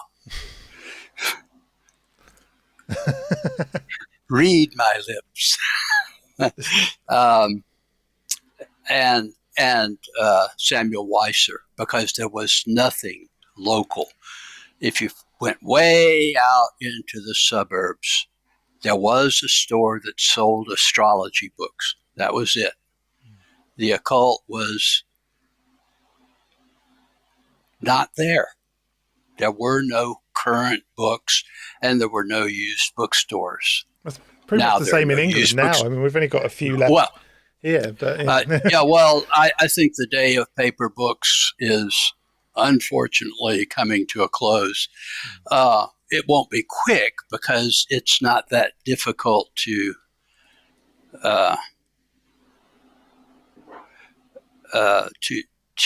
print a book now. It's not like back in the day when I was putting out my little newsletters on a mimeograph machine. You had to do the whole thing from composing, putting it on a stencil, putting the stencil on this messy machine, pouring ink into it, which invariably got on the carpet, which would get my mother to yell at me, and then turning the machine manually one copy at a time, and then collating the pages around the dining room table, stapling it, or on a rare occasion, saddle stitching it, and that's folding it over, and then getting it out to, if you're really, really popular, 200 or 300 people. Mm. That's interesting, because that's one of the people, we were talking about this before, but one of the people that did that, and who I think may have been a victim of the Black Lodge in some form or another, was Jim Keith. Like his original book, his original version of, is it UFOs of the Illuminati, I think it's called. He originally self-published that, didn't he? And that was very much done in the way you were saying. No, not exactly. He went to Ron Bonds, who had originally been, he had a BBS, if you know what that was. Oh, yeah. Actually, still is. But only in Taiwan, I understand. It's still popular. Why, I don't know. But, it was before the internet was accessible to most folks. Military and universities had access to the ARPANET and the early internet, but which I did, but most people did not. And interestingly enough, Valet did. He had a lot to do with inventing it, in fact, although there's one still a few inventor. Around. There's still a few around. There's Usenet, especially, not Usenet, what's it called? Telnet. Telnet there's still UFO communities. But there's one I've been a member of since, like 20 years, SDF, I think it's called, and they still have UFO communities, active UFO communities that just don't want to use the web. I don't blame them in some ways, actually. But yeah, no, it's cause I've got this is the current version of, I'm reading it again at the moment, of Keith's book, but there's a story behind this, and I think it links. Who put that out, if I may ask? This version is by Adventures Unlimited Press. More power to them. Yeah, but this book, I think, has a link to this book. And oh, yes, it should. Yeah. It definitely is in the same general direction. Now, I don't know that I had any influence on Jim Keith at that time, but I did read the book, as I told you before the program, in manuscript, in galley proofs, courtesy of Ron Bonds, who by then the BBS had morphed into IllumiNet Press, which was a catch-all for conspiracy theories, UFOs, had a really good stable of writers, quite a few of whom came to a bad end for one reason or another. But, as far as I know, George Andrews is still around, and as far as I know, I'm still around. And if not, you're doing a hell of a job channeling me. I think it's exhausting. I'm just trying to... Next week's guest is Timothy Green Beckley, coming to you from the place he deserves to be. I've thought about doing a live seance for Beckley because I knew him well enough that I would know if it were him or not him. I knew him from the time we were both about 14, members of the teen ufology movement. Yeah. But creation of Ray Palmer. Because IllumiNet Press, they put out Keith's book, didn't they, originally? Yes. Yes. And it was Bonds who sent me the advance thing. I think that was because at that time my own book was in pre-production, and I guess he wanted me to see what else he was doing with flying saucers. And I read it and I thought, well, this is on the same page as I am, but there are certain things.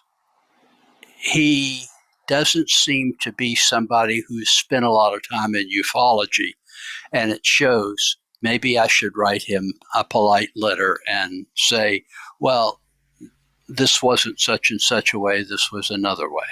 And I don't even remember what those were, but when the book appeared in finished form, it was a better book. And I don't know whether I had anything to do with that or whether it was just that he, I don't want first drafts published either, which is what you get when you get these old newsletters of mine that have been seemingly reprinted, and for all I know, somebody's making money on them. Like the non-book, the book on Wicca that I never wrote, that's out there in 2 or 3 different editions. But I saw it the other day. I'm glad to see it. I saw it literally the other day in Watkins Books in London, and I was like, "Hang on a minute, didn't he say he didn't write that?" No, I didn't. And, I haven't ever even seen it, so I don't know how close it is to essays that I did write, how much is added to it, how much is from other sources. I don't know. The things that I wrote are fine. If somebody had asked me, my current publisher, the first connection we had with them was I got a letter saying, would you like to have a reissue of a combined edition of Secret Cipher? And I thought, people aren't going to buy that now. Okay, let them do it, because he offered me a very generous arrangement. And they published it, and then Hellier happened, and then the avalanche, and that has continued. So, as I say, I went from being almost obscure to being almost famous. Going back to the Jim Keith thing, I think because I think there's an interesting story here, definitely, and I think we should, especially about what happened to Jim Keith and IllumiNet Press. I think that feels like a subject that hasn't been covered properly yet. Maybe we could shed some light on it a little bit. Well, the reason it hasn't been covered, although you will note that Secrets of the Real Black Lodge Revealed, current book, is dedicated to the memory of Jim Keith, a martyr to the cause, which is, I genuinely think that is the case. Jim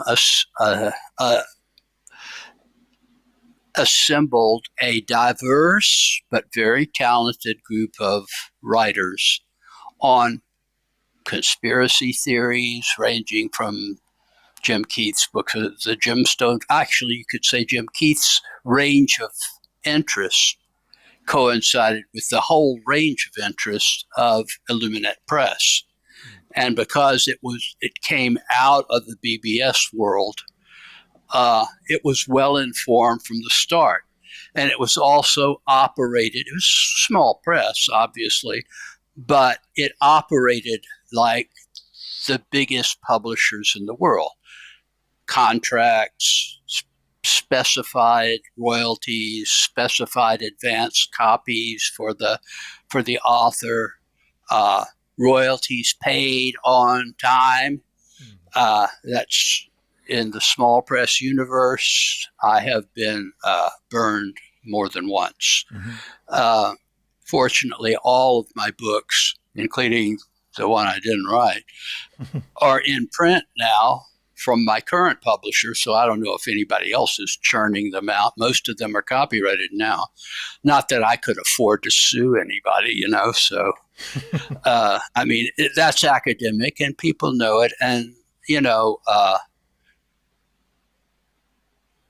really, it's a compliment to my work. I'd rather somebody be publishing this stuff, even if I don't make a nickel on it, than it not be published at all. So, with all my complaining about this early stuff being found and up on the internet, and somebody will get the idea of collecting it into an anthology and publishing it, and I probably won't get a penny for it, but I'm glad to see it out there. I toiled away in the salt mines of fanzines, we'll call them, for lack of a better term, for 40 years, from 1961 until I finally gave it up around 1995 with the last thing that I published of that sort, The Para-Ufologist, which is where I developed the term to distinguish me from the nuts and bolts ufologist, because I'm definitely a para-ufologist. And then the internet came along. It was easy, and I could reach thousands practically forever. So who knows how many people you're reaching. And without all of the mess and effort and unappreciated stuff that you get with fanzines, where basically everybody that reading it contributes. Now, the irony is, I was in a what was called an apazine, which is Amateur Press Association. You do your little newsletter and you attach it to these other newsletters and mail it on to the next person, and maybe 10, 12 people. Well, Robert Anton Wilson, who was, a friend of mine, his introduction to the world of the esoteric, to the esoteric world, was the Illuminatus trilogy.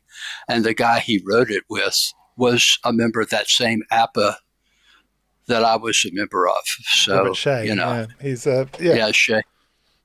I don't know if he's still around or, what the deal is there. He was more a libertarian, and I was more an anarchist mystic, which is to some extent still who I am.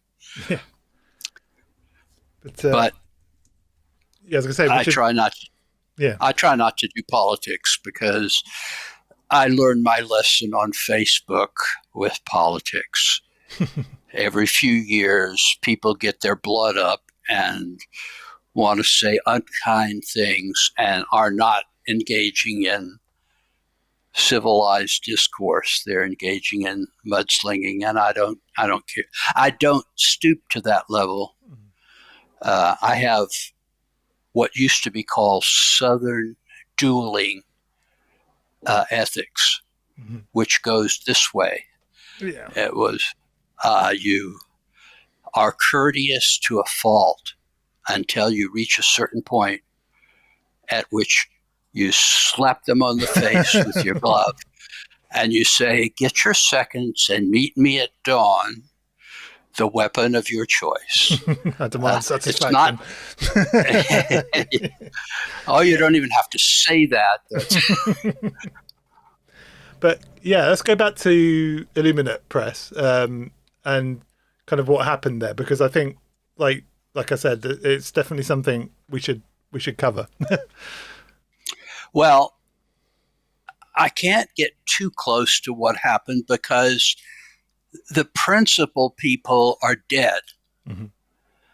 And those people most closely associated with them don't seem to want to talk about it. So you get conflicting stories about Kerry Thornley.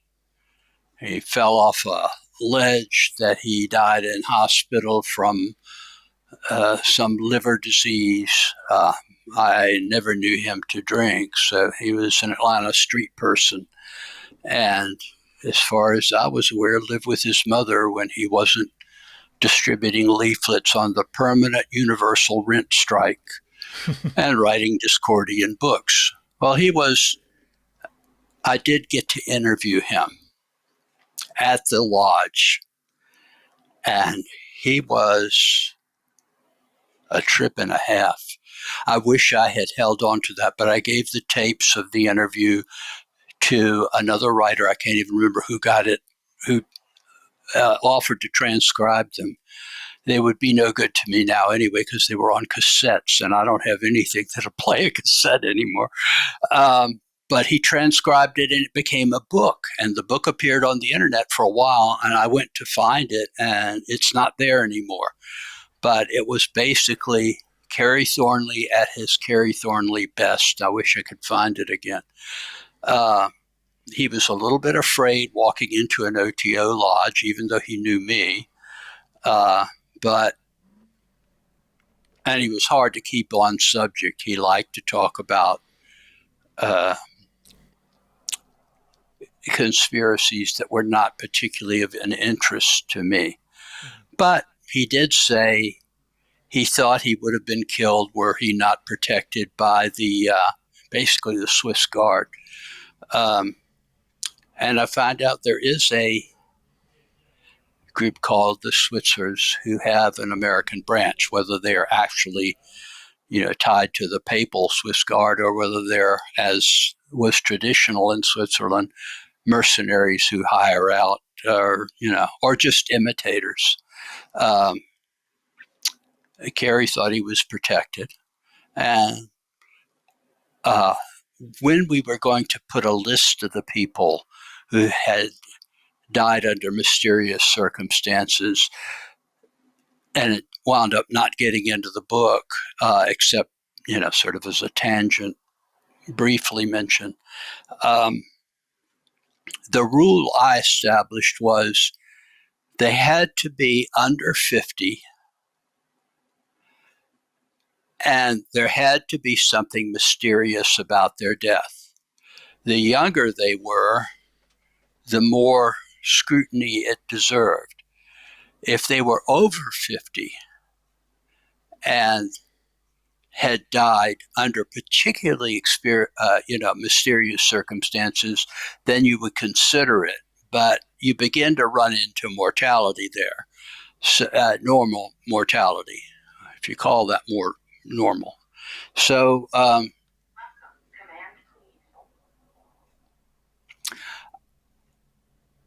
we just didn't get that in the book. And the truth is, I can only tell you what is general knowledge, that IllumiNet Press was basically a one-man operation by Ron Bonds. Ron was a young man who had been at it from the BBS and then with IllumiNet Press for quite a long time. He gave me my first break as an author. Up until then, I had written a lot, so I was a writer, but I was not an author.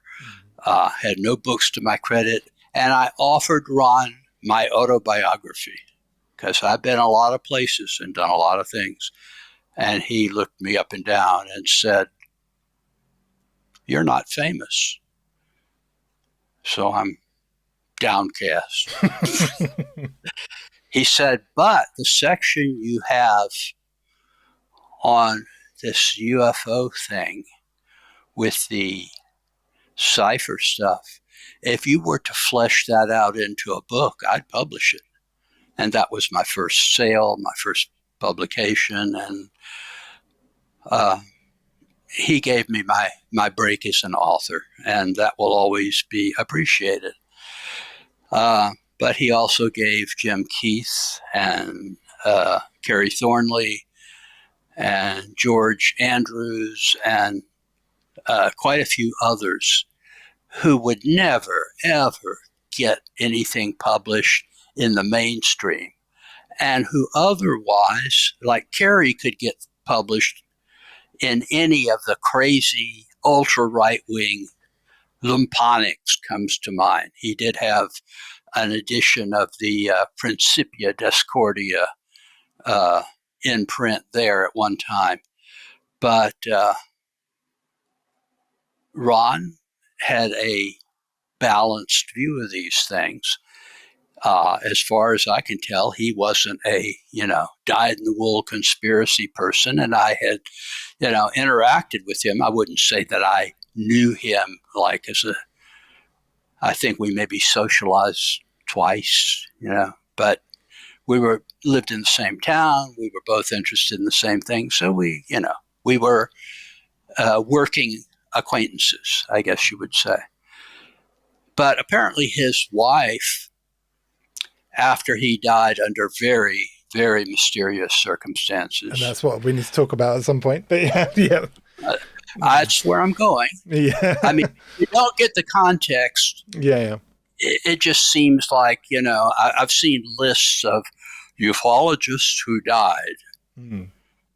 And that doesn't give you any context at all. No, this man was a key player in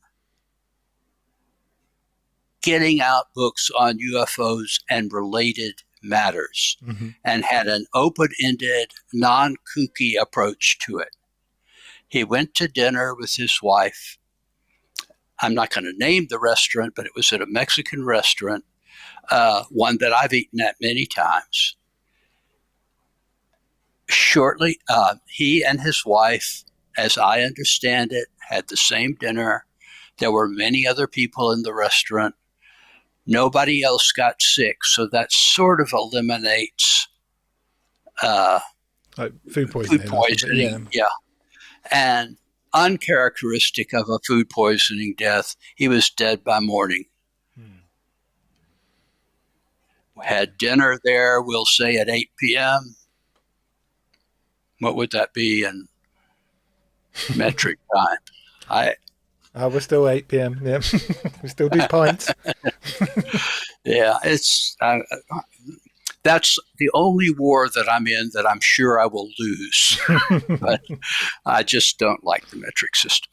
I don't like it being universal. I think it's fine for continental Europe. I wish Britain would stay out of that. And Americans have no idea what you're talking about if you say it's, unless you're in the military. The military is integrated into NATO, so a .223 rifle is a .556 because that's millimeters, and everybody else understands it, and Americans don't have to understand it if they know how to load it, So it's the same gun. Keith also died in an interesting way as well, didn't he? And this is kind of what I'm kind of sort of getting at a little bit when I was holding up the two books, because they seem like we should probably, because we were talking about this earlier as well before the show, is that my belief at least is with conspiracy theory and conspiracy culture is that it goes in a circular, like every culture, it goes in a sort of circular manner in terms of its, light and darkness, which we shall say. You can say the same about music or, political thought or whatever. It feels like conspiracy theory has reached a very dark apex at the moment. But the kind of conspiracy that Jim Keith was writing was at a time when it was more of a subculture and more of a it was almost left wing rather than right wing. It was anti-government. It was anti, it wasn't aligned with a Trump or anything like that. It was a subculture, and it was trying to expose almost levels of high strangeness with conspiracy rather than. Oh, yes, that's quite true. And I think that was generally true of the entire group of people that assembled around Ron Bonds, including Jim Keith. I never saw, I don't associate with being Jewish. I don't associate with people who are anti-Semitic or who buy into, on 9/11, all the Jews left the building. No. In fact, the first thing that bought it was Cantor Fitzgerald at the top of the World Trade Center, and they had no chance of escaping. Basically, even the Illuminati, the phrase Illuminati had a different meaning, because that sort of became very dark, and it was always dark, but it became kind of more associated with like the World Economic Forum and the Bilderberg Group. But before that, they were the Black Lodge, weren't they? I mean, they were a shadowy, almost prey-to-human group. The Illuminati that Jim Keith was explaining was very different. Yeah. It was very different to the Illuminati that QAnon were explaining, for example. There are two very different Illuminatis in my mind. But okay, Jim wrote standard conspiracy stuff for quite some time, but you are correct about the era that he wrote them in. Jim has been gone for some years, and his major writing period is pretty much the same as mine, so where books are concerned, I don't know if he did, articles or something, like Gemstone Files and things that focus on the JFK assassination thing. That was strictly a left-wing thing back in the day. That it wasn't left-wing Lee Harvey Oswald that was responsible for the death of the president. It was, well, some people said it was Kerry Thornley, but it was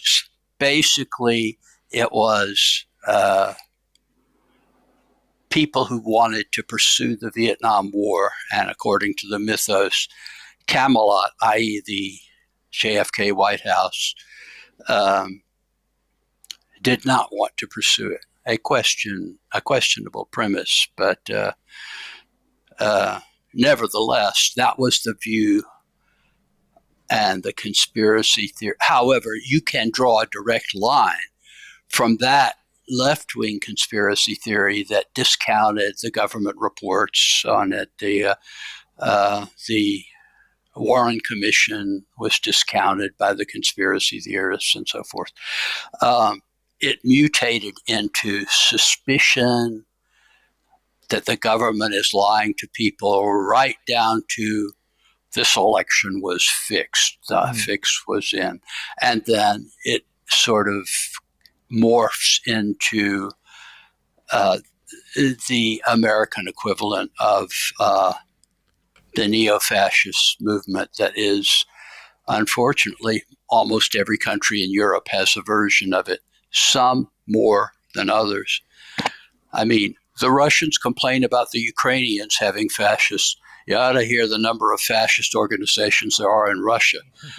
I mean, I always think, I don't like Putin, but there are worse things that could happen in Russia, because I know some of the people that are waiting in the wings, and they goose step. But yeah, it's definitely, we've done shows on this in the past where that line blurred.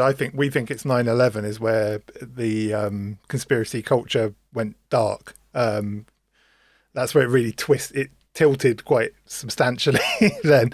But yeah, Keith his version of conspiracy theory lines up fairly neatly with the Black Lodge theories in your book, in some ways, I think. Very close. Mm-hmm. I mean, he was writing at an earlier time, and had I written this book contemporary with Saucers of the Illuminati, it would have probably been closer. I had yet to incorporate some of the things, some of the insights. And of course, my co-author has a background in, the name of his press was Conspiracy Press before it became the Celestial Lodge of Sirius division. And he's certainly not a right-winger at all.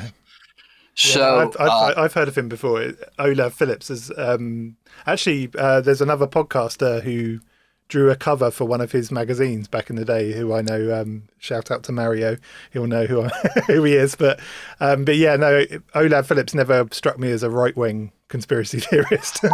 He's not. I mean, I've gotten to know him. He's done a lot of personally good things for me, as well as being a reliable publisher who has the illusion that everything I've ever written is worth putting in print.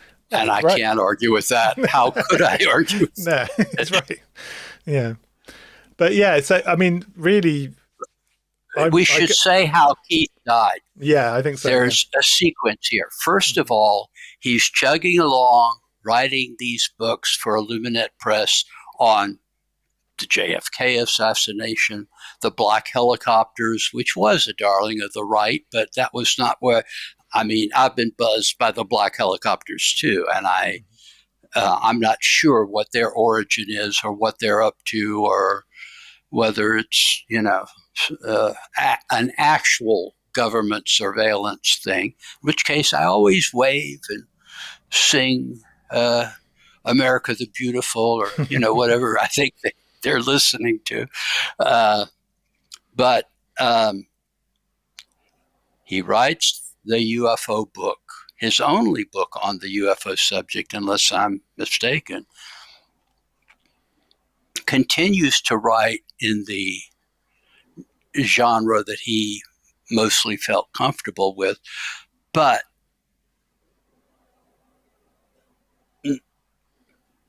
at some point, Ron Bonds became a target, and he died under mysterious circumstances.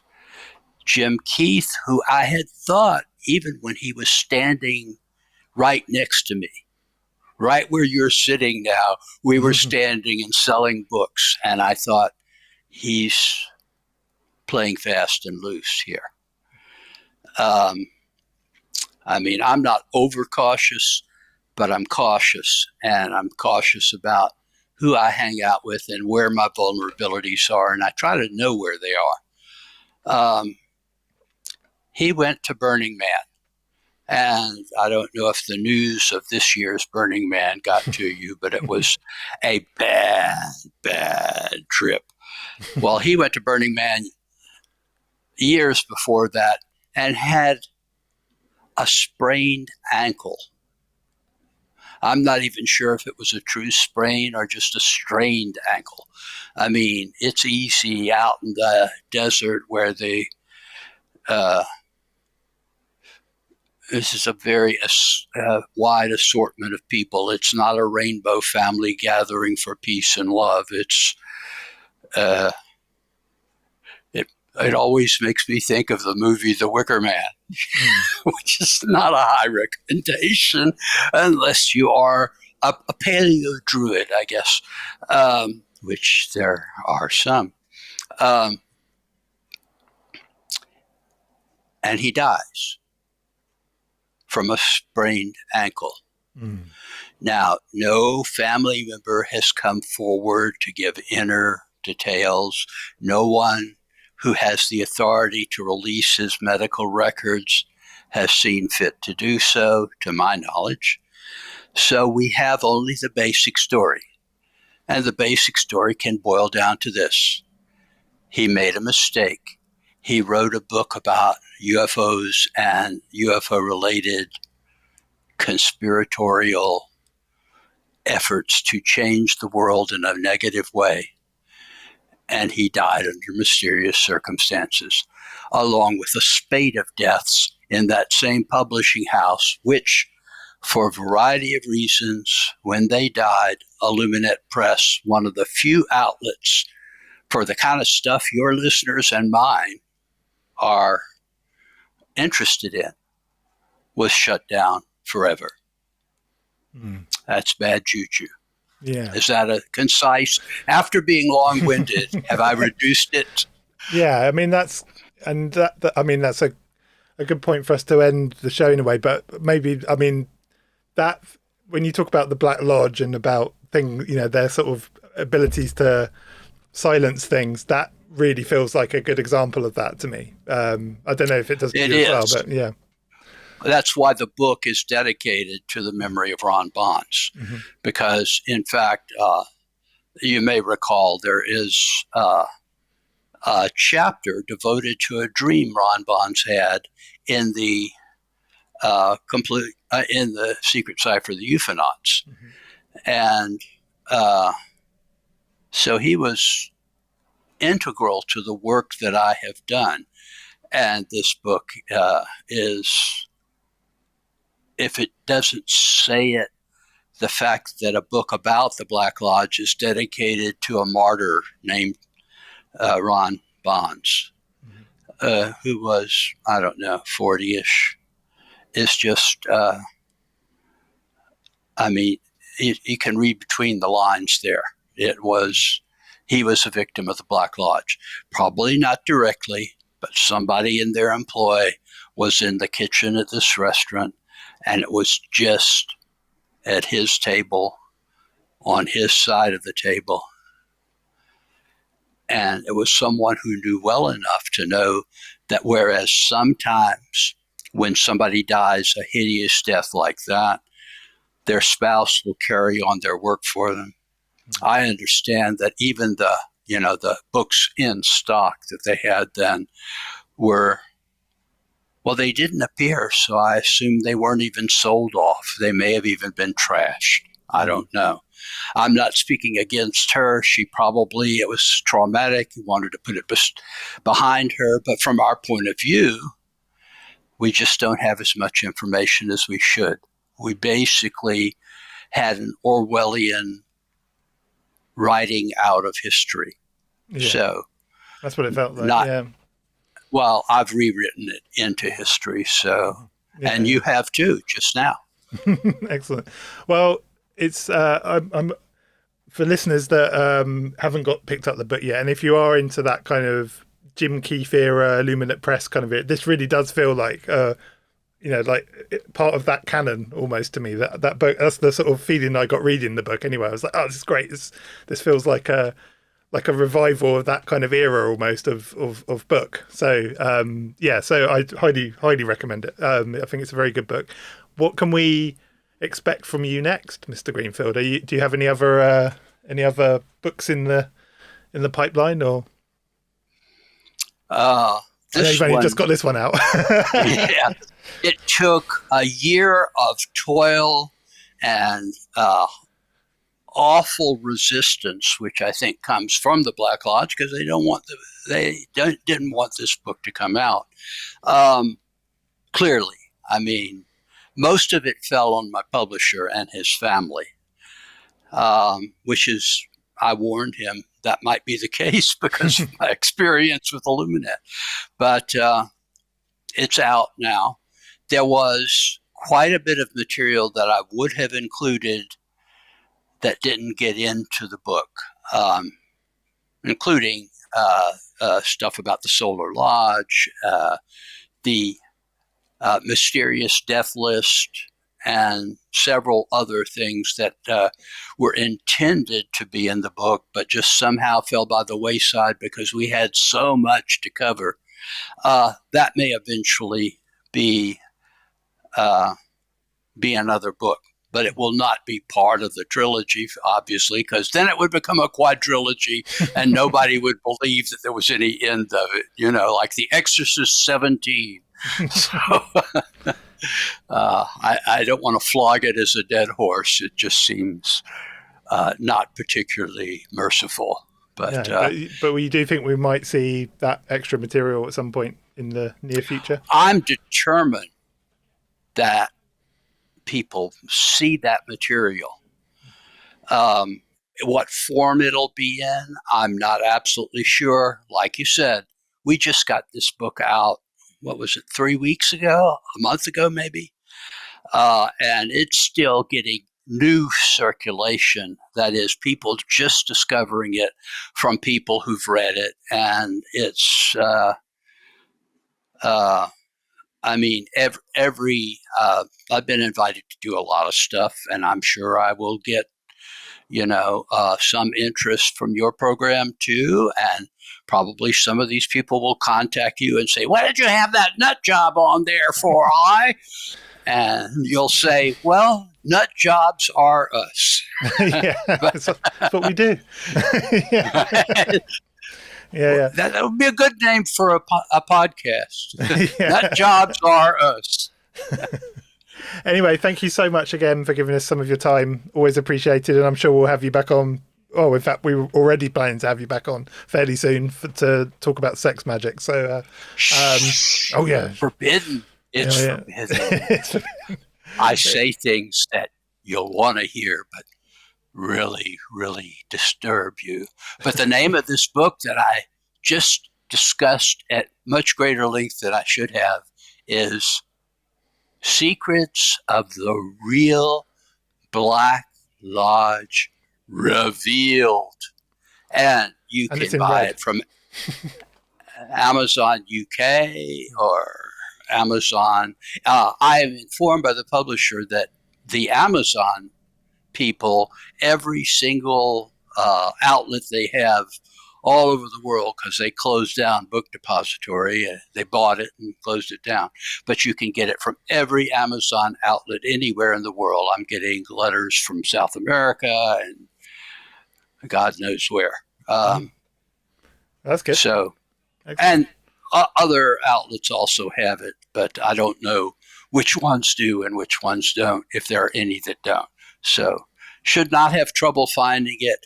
And I should say, for the first time, there is a Kindle edition of this book, which is very moderately priced. Not that the paper edition is, uber expensive, but I have thought that it's a good idea to have a Kindle type edition that people can not burden their pocketbooks in these troubled times.